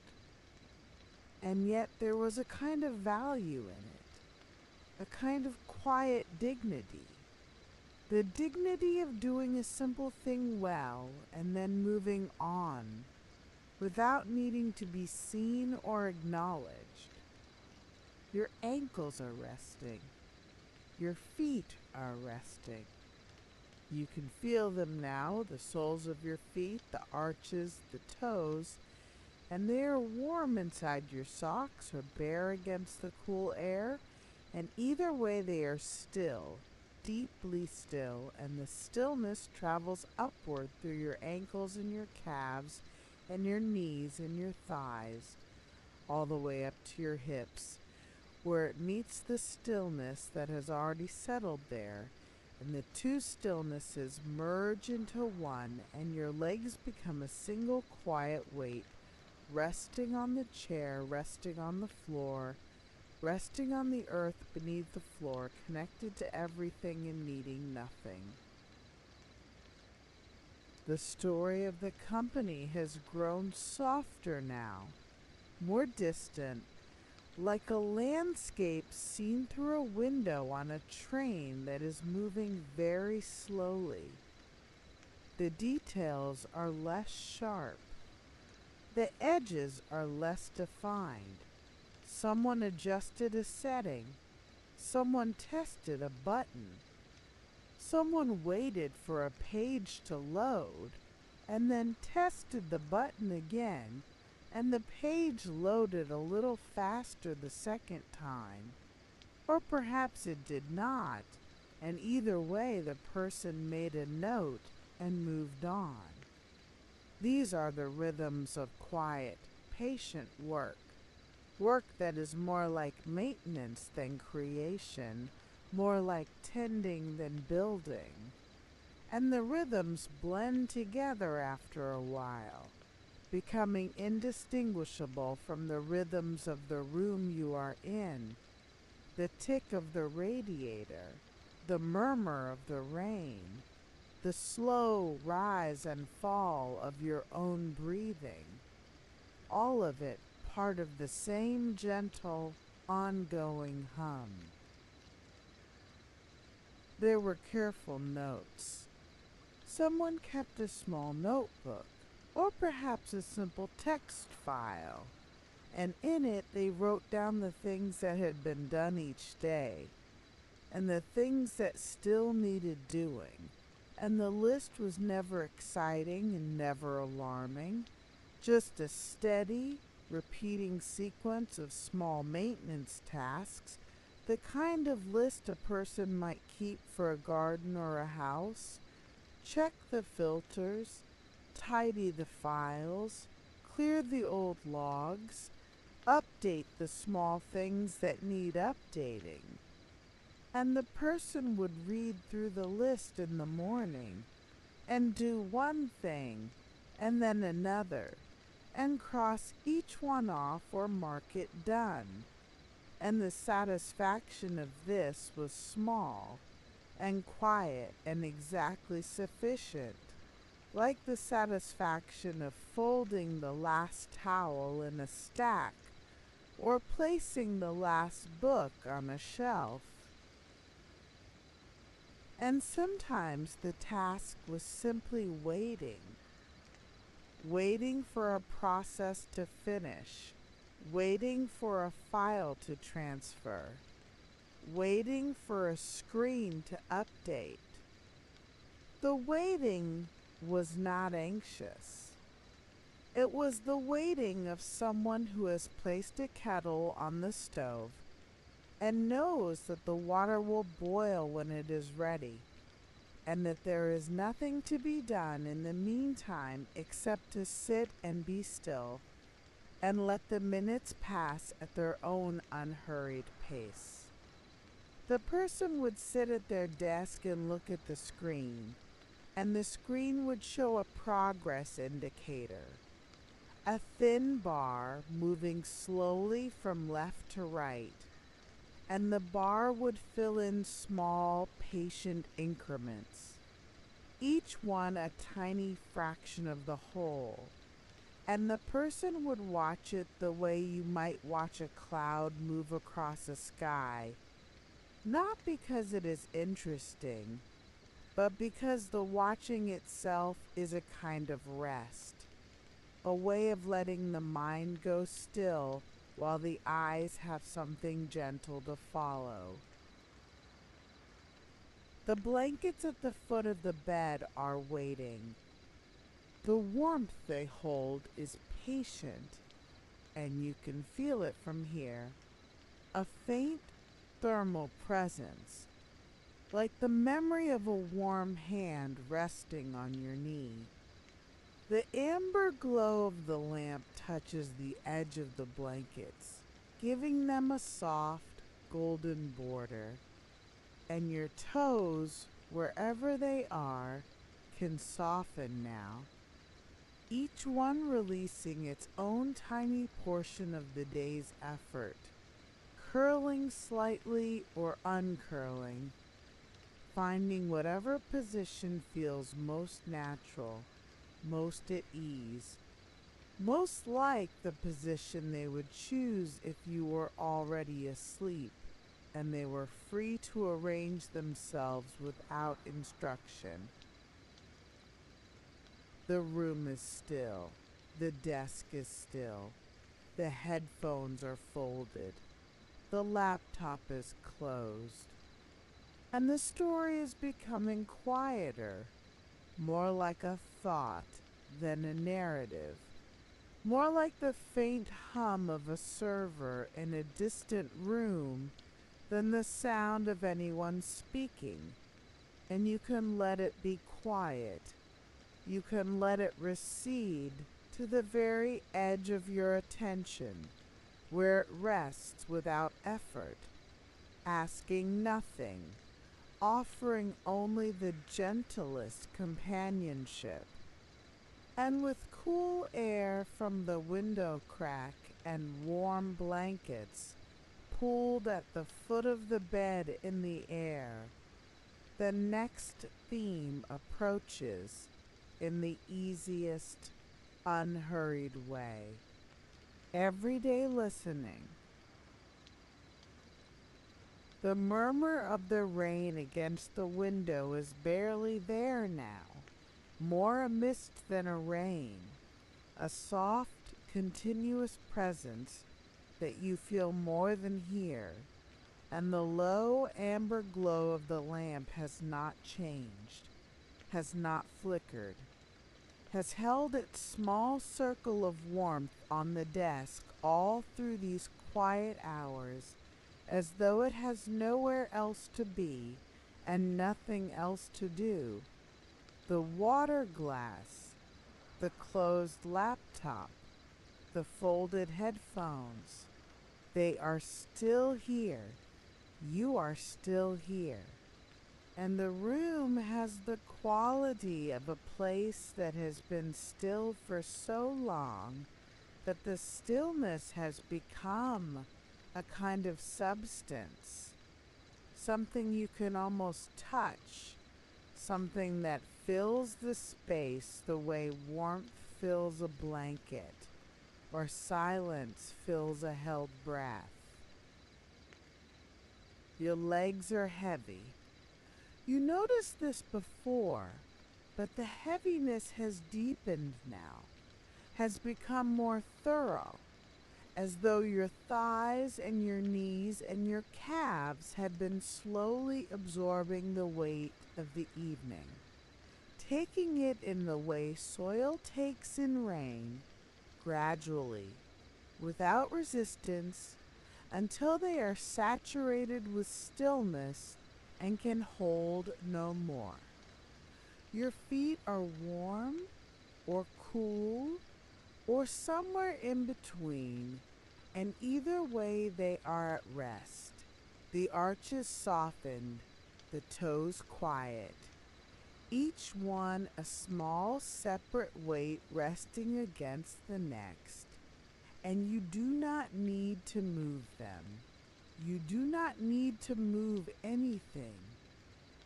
The body has arrived at the place it was heading all along, the place where movement becomes optional, where stillness is not something you have to work at, but something you have become.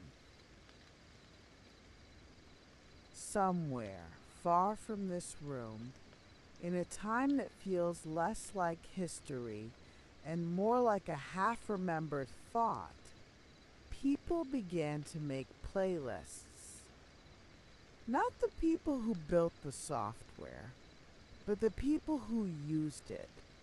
Ordinary people in ordinary rooms, sitting at desks or on couches or in bed with laptops balanced on their knees, scrolling through long lists of songs and choosing, slowly, one at a time, which ones to keep together. The choosing was gentle.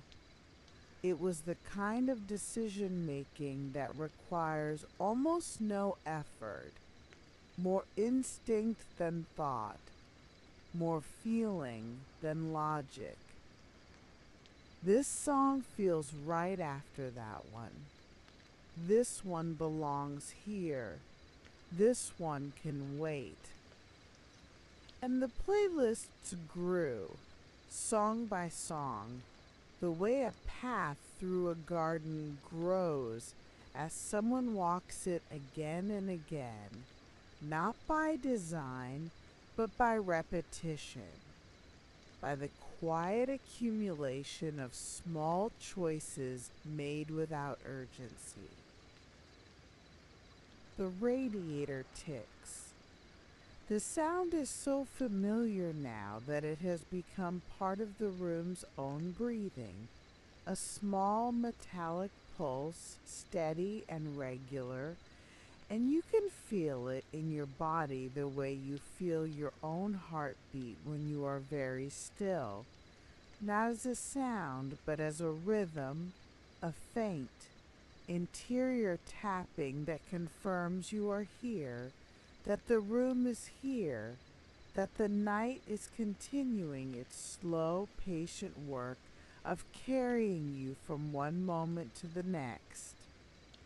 The cool air from the window crack touches your ankle, and the warmth from the blankets at the foot of the bed answers it, and your skin receives both without preference, without judgment, the way a calm lake receives the light and the shadow with the same untroubled surface.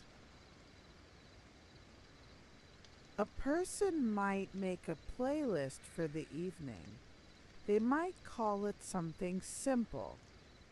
Night, or quiet, or simply the name of the month, January, February, a word that holds no promise and no expectation, just a marker, a way of saying this is when I listen to these songs.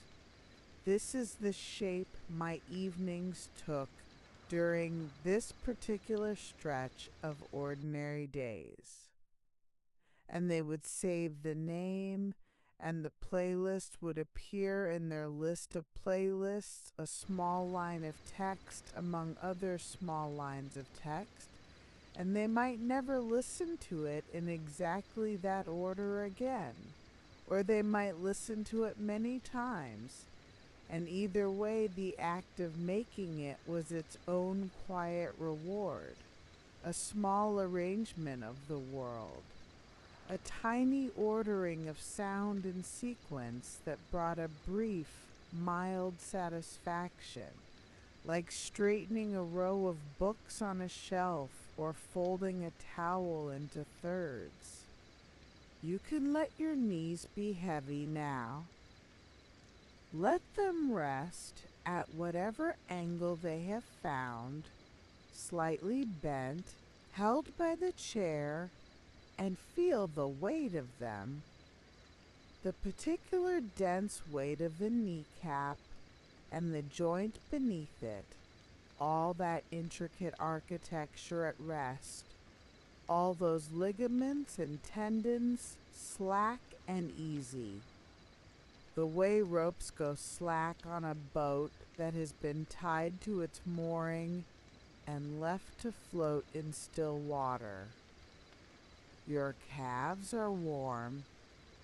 The muscles there have released whatever they were holding, and the warmth has settled into them the way warmth settles into bread that has been sitting near a fire, slowly, thoroughly from the outside in, until the whole shape of them is soft and heavy and still.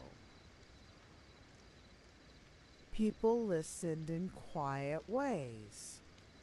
A person on a bus, early in the morning, with headphones on and eyes half closed, watching the city pass through a window streaked with condensation, listening to a song that someone else had placed in a playlist called Morning Commute, or simply songs. The music came through the headphones in a continuous, unbroken stream, and the person did not think about how it arrived, did not think about servers or code or the small team in Stockholm who had spent so many evenings making the playback a little smoother, a little more seamless. They simply listened the way a person listens to rain, without analysis, without gratitude, without any thought at all except the thought that the music was there and it was enough. And there were people who listened late at night in rooms much like this one, with the lights low and the blankets close, and the world outside reduced to the sound of wind or rain or nothing at all. They would put on a playlist or let the software choose for them, and the music would fill the room at a volume so low it was almost subliminal. More vibration than sound, more texture than melody. And the songs would blend together the way colors blend at the horizon when the sun has gone and the sky is moving from blue to gray to the deep, featureless dark of a winter night. And the person listening would not remember which songs played, would not remember the order or the names, would remember only the feeling, the warmth, the heaviness, the slow, irresistible drift towards sleep. The making of a playlist could take a whole evening, or it could take 5 minutes. There was no rule. A person might sit at their desk, the way you are sitting at yours, and scroll through a long catalog of songs, and each time they found one that felt right, they would add it to the list.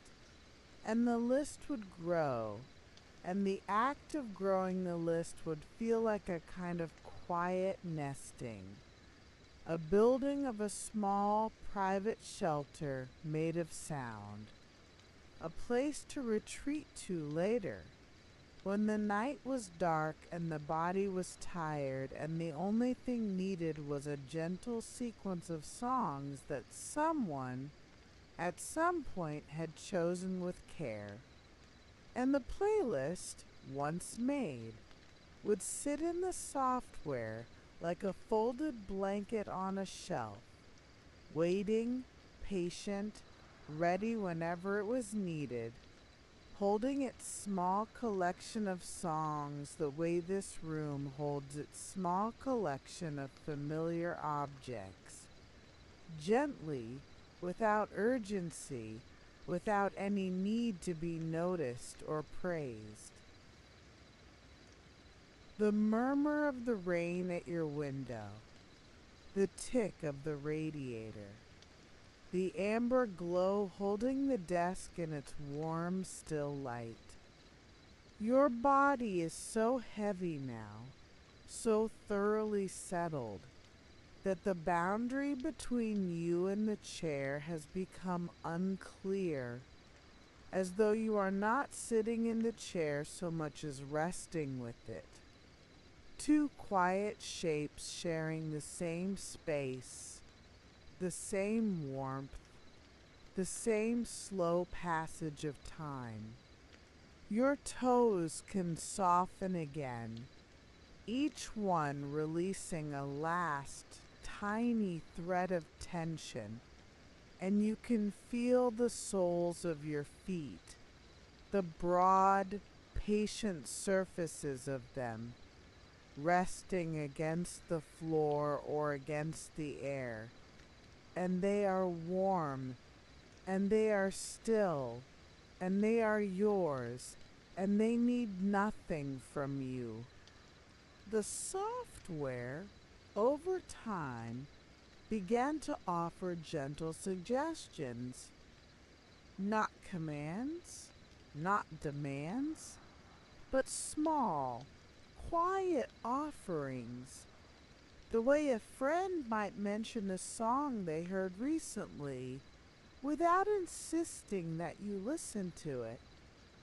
The suggestions appeared on the screen as a short list, a few song titles, and the person looking at them could choose to listen or not, and either choice was fine, and the software did not mind, did not adjust its tone, did not try harder.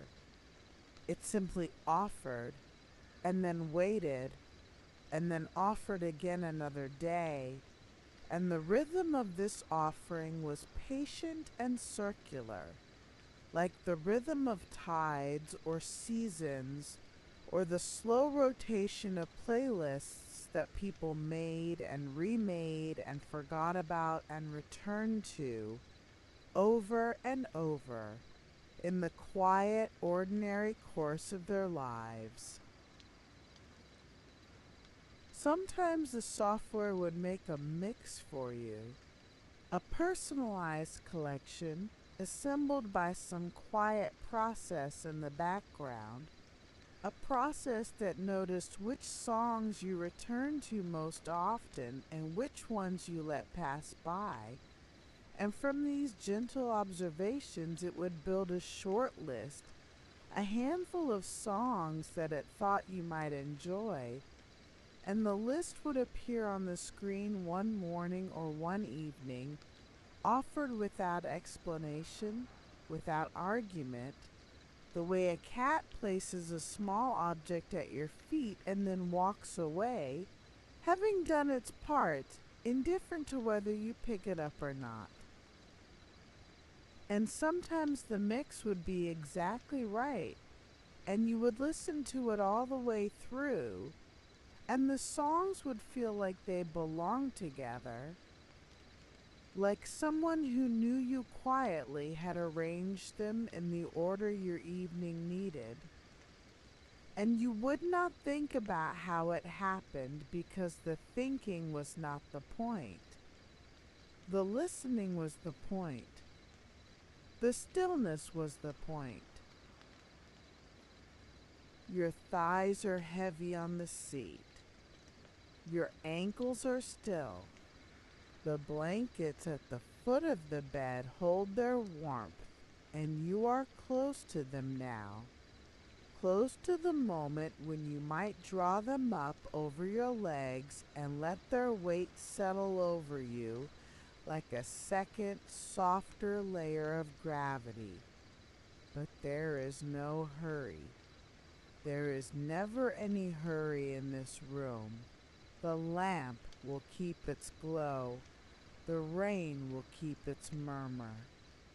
The desk will keep its small arrangement of familiar things, and the story will keep its gentle, fading thread, growing softer and less distinct with each passing moment, like a song that is slowly turning down its own volume, not ending but receding, not stopping but becoming so quiet that it blends with the silence and becomes indistinguishable from rest. Someone, somewhere, pressed play on a playlist called Sleep. The songs were soft and slow, and they played one after another in the order someone had chosen on some quiet evening, much like this one. And the music filled a dark room, and the person listening did not hear when one song ended and the next began, because they were already drifting, already letting go, already moving toward the place where sound and silence meet and become the same thing. And the software kept playing, faithfully, steadily, sending the music through the connection in its unbroken stream, asking nothing, expecting nothing, simply doing its quiet, patient work in the dark. The water glass on your desk catches the last of the amber light. The headphones are folded. The laptop is closed. Your body is a single quiet weight, resting in the chair, resting in the room, resting in the night. The thin rain keeps its rhythm outside, and the story moves gently forward, asking nothing of you. Deep sleep outro. The murmur of the rain against the window is so soft now that it is almost not there at all, just the thinnest veil of moisture touching the glass, and the low amber glow of the lamp has settled into something even gentler than before, as though the light itself has grown drowsy and is resting on the desk the way you are resting in the chair, without effort, without intention, simply being warm in a quiet room at the very bottom of the night. You are still here, the water glass, the closed laptop, The folded headphones are still here, and everything is exactly as it has been, unchanged and unhurried, and the night is deep and soft and wide. Your face is soft. You can notice this without checking, without moving anything, because the softness has been there for a while now. In your jaw, which is loose and open, in your temples, which are smooth, in the small muscles around your eyes, which have let go of whatever they were holding and are now simply resting behind your lids, heavy and warm and still. Your forehead is wide and calm, like a field after the last light has left it, and the skin there is smooth, and you can feel the air touching it, faintly cool, faintly damp from the mist that is barely reaching the window anymore, and the touch is so light that it is more a suggestion than a sensation, more a memory of coolness than coolness itself. There was a story. You may remember it. It was about a quiet thing that happened slowly in a country where the winters are long, in rooms with desks and lamps and the hum of computers working through the night. It was about music, in a way, about the idea that songs could travel through the air the way water travels through a pipe, arriving without effort, playing without being held, and then moving on. But the story was never really about that. The story was about this room, and this lamp, and this rain, and the feeling of your body growing heavy in a chair while the night does its slow, patient work of carrying the world from one day to the next. Your shoulders are low. They have been low for a long time now, resting at the bottom of whatever arc they traced during the day, all the lifting and carrying and holding finally released, and they are warm, and they are heavy, and they slope gently downward from your neck like two hills descending into a quiet valley.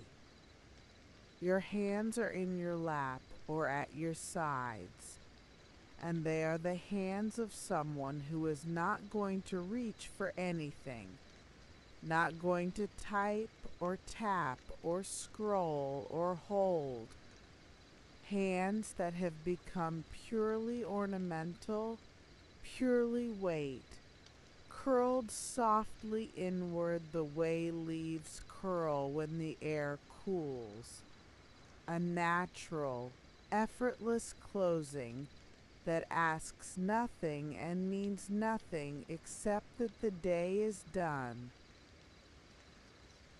The radiator ticks, but slower now, the intervals between its small metallic sounds growing longer, as though it too is settling into a deeper rhythm, a rhythm that matches the slowing of your breath, the slowing of your thoughts, the gradual, unhurried descent of the whole room towards something that is not quite silence, but is the closest thing to it, a hush so deep that even the sound of your own breathing becomes part of it, woven into the quiet the way a thread is woven into a cloth, invisible, indistinguishable part of the whole.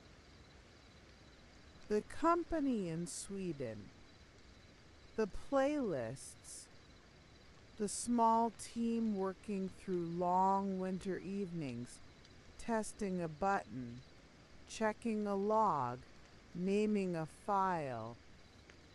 These things are very far away now. They are like objects seen at the end of a long hallway, recognizable in shape, but soft in detail, their edges blurred, their colors faded, and you do not need to walk toward them or bring them closer. They can stay where they are, at the far edge of your attention, harmless and distant, like the sound of a conversation in another room.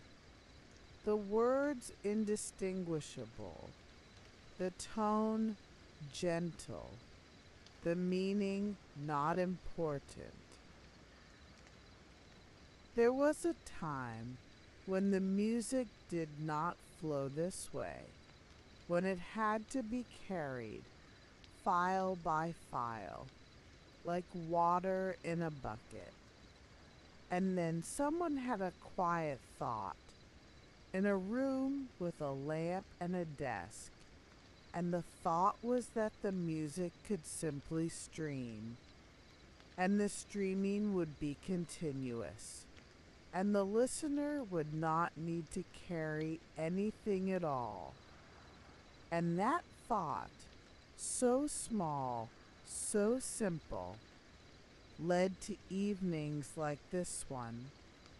Evenings when a person could press a single button and the music would come, and the room would fill with sound so soft it was almost silence, and the body would grow heavy, and the eyes would close, and the rest would come.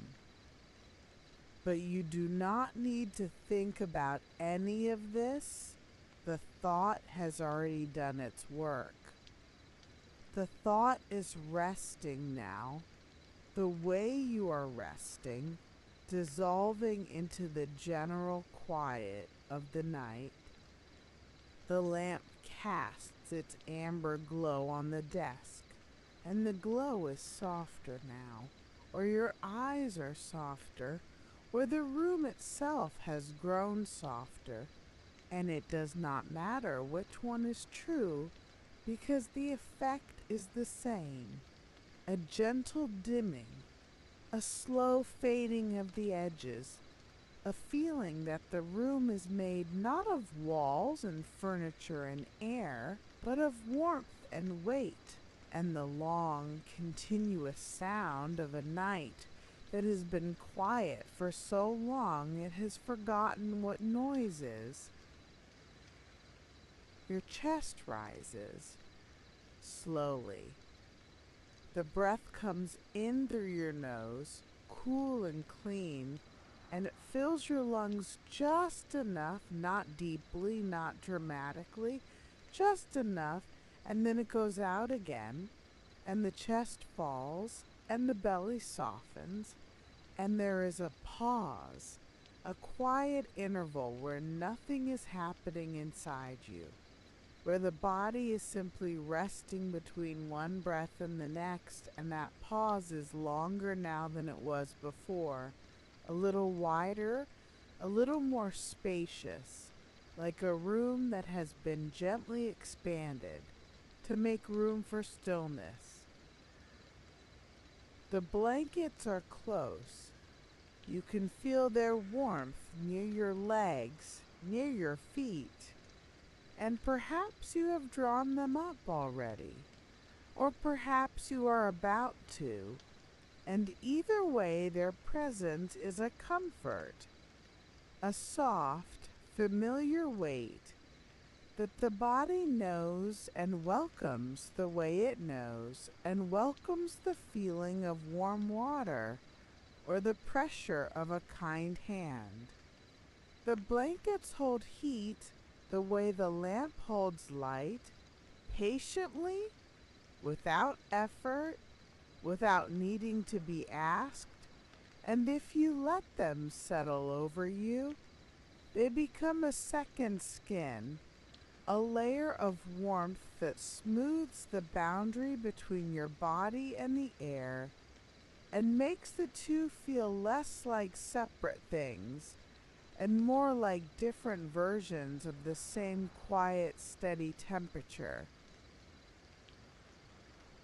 You can feel the whole weight of yourself now, from the top of your head, where the air rests lightly against your hair, to the tips of your toes, where the last small threads of the day's tension have finally dissolved. You are one continuous, unbroken weight, held by the chair, held by the blankets, held by the room, held by the night. And the holding is effortless. It requires nothing from you. It is the holding that gravity does, the holding that warmth does, the holding that quiet does, when it has been quiet long enough to become a kind of embrace. Your belly is soft.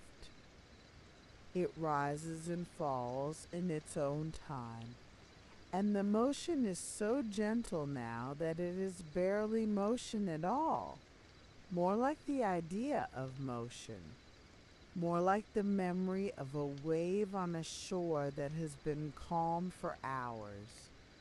Your lower back is warm where it presses against the pillow, and the warmth has spread through the whole of your torso, a slow, even heat that has no source and no direction, that simply exists the way the amber glow of the lamp exists, quietly, without explanation, filling the space it occupies without trying to fill more. The mist touches the window, the lamp glows, the radiator ticks its slow, patient tick. And the story of the quiet company is like a song that has been playing for a very long time at a very low volume, so low that you cannot tell anymore whether it is still playing or whether the silence has taken its place, and it does not matter because the two are so similar now, the song and the silence, the story and the stillness, that there is no difference between them, no boundary, no moment where one ends and the other begins. Your hips are heavy in the chair. They are the heaviest part of you, the center of your body's weight, the place where gravity has gathered its most patient attention, and they press into the seat with a steady, grounded pressure that feels like the earth itself is holding you, gently, from below, the way the earth holds everything, without effort, without complaint, simply by being there, simply by being solid and still and endlessly patient. Your spine rests against the pillow. Each vertebra is quiet. Each small space between the bones is open and easy. And the whole long line of your spine is soft, draped over the pillow the way a scarf is draped over the back of a chair, without tension, without form, simply following the shape of whatever is beneath it. There were servers humming in quiet rooms. There were songs traveling through invisible connections.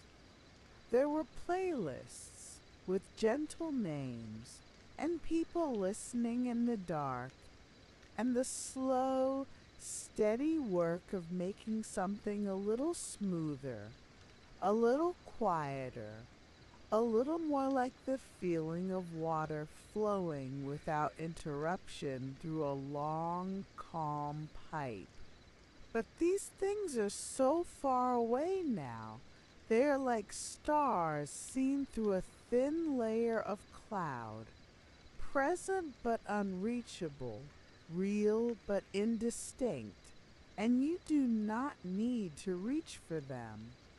You can let them be where they are, distant and harmless and soft, part of the same quiet night that holds your room and your lamp and your rain and your breath. Your thighs are heavy, your knees are soft, your calves have released whatever they were holding, and the muscles there are warm and slack and still.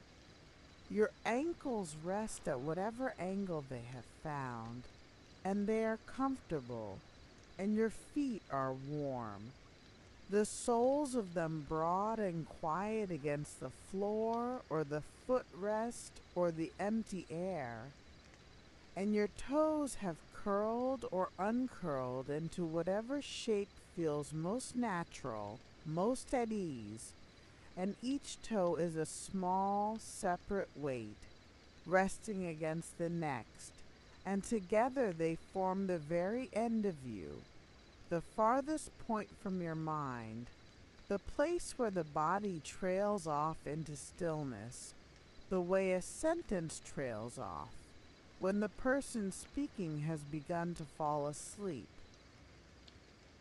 The rain is almost gone. There may be one more tap against the window, or there may not. The mist is so thin now that it barely qualifies as weather, more like a thought of rain than rain itself, a soft, dissolving memory that the sky is quietly letting go of, and the lamp holds its amber glow, steady and dim, and the room is so still that the stillness has become a kind of sound, a deep, low hum beneath everything, beneath the tick of the radiator, and the murmur of the air, and the slow rhythm of your breath, a hum that has always been there, but that you can only hear now at this hour, in this silence, in this room, because you have become still enough to hear it. Your whole body is a single weight now, not parts, not limbs and joints and muscles, but one continuous, gentle heaviness, resting in the chair, held by the blankets, warmed by the lamp, accompanied by the rain.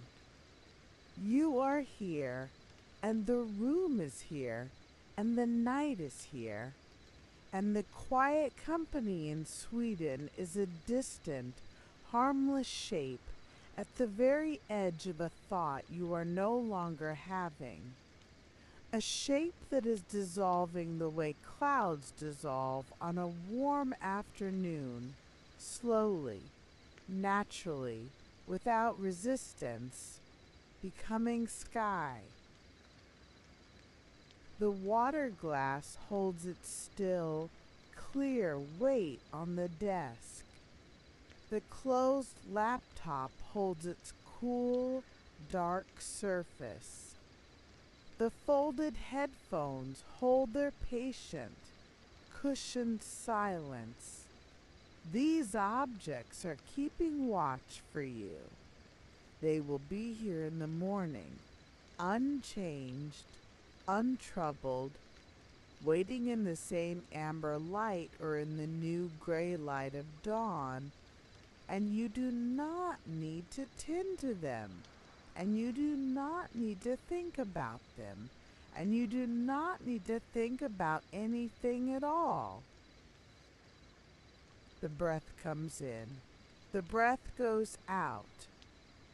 The pause between them grows a little longer.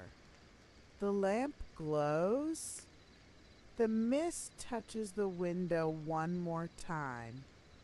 Or perhaps it has already stopped, and you did not notice when it stopped because you were already somewhere else, somewhere quieter, somewhere deeper, a place with no desk and no laptop and no story, just warmth and weight and the slow fading hum of a night that has done its work and is resting now, the way you are resting, the way everything rests when it has been still long enough to remember that stillness is where it came from and where it returns. The room is a warm, dark shape around you. The desk is a shadow. The lamp is a distant amber ember holding its glow for no one now, holding it the way a candle holds its flame in an empty room, not because anyone is watching, but because that is what it does, quietly, patiently, for as long as the night lasts.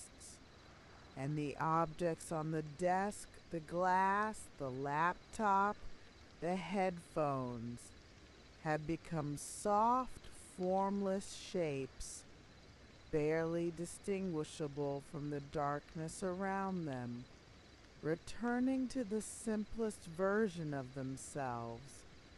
Just wait, just presence. Just the quiet fact of being here, in this room, on this night, the way you are here, the way your body is here, warm and heavy and perfectly, completely still. Your eyes are closed. Your jaw is soft. Your hands are warm. Your chest rises and falls, and each rise is a little less than the one before, and each fall is a little more complete, and the breath is carrying you now, carrying you the way a current carries a leaf on a quiet river, slowly, without direction, without destination, just the gentle, continuous motion of something that has stopped trying to go anywhere and has agreed, finally, to simply float. The lamp glows. The room holds you. The night holds the room. And everything is quiet, and everything is still, and everything is exactly where it belongs, and you are here, and you are resting, and the rest is deep, and the rest is good, and there is nothing else, and there does not need to be anything else, and the quiet goes on and on and on, into the deep, still center of the night, where there is nothing but rest, and rest is everything, and everything is peace. Good night.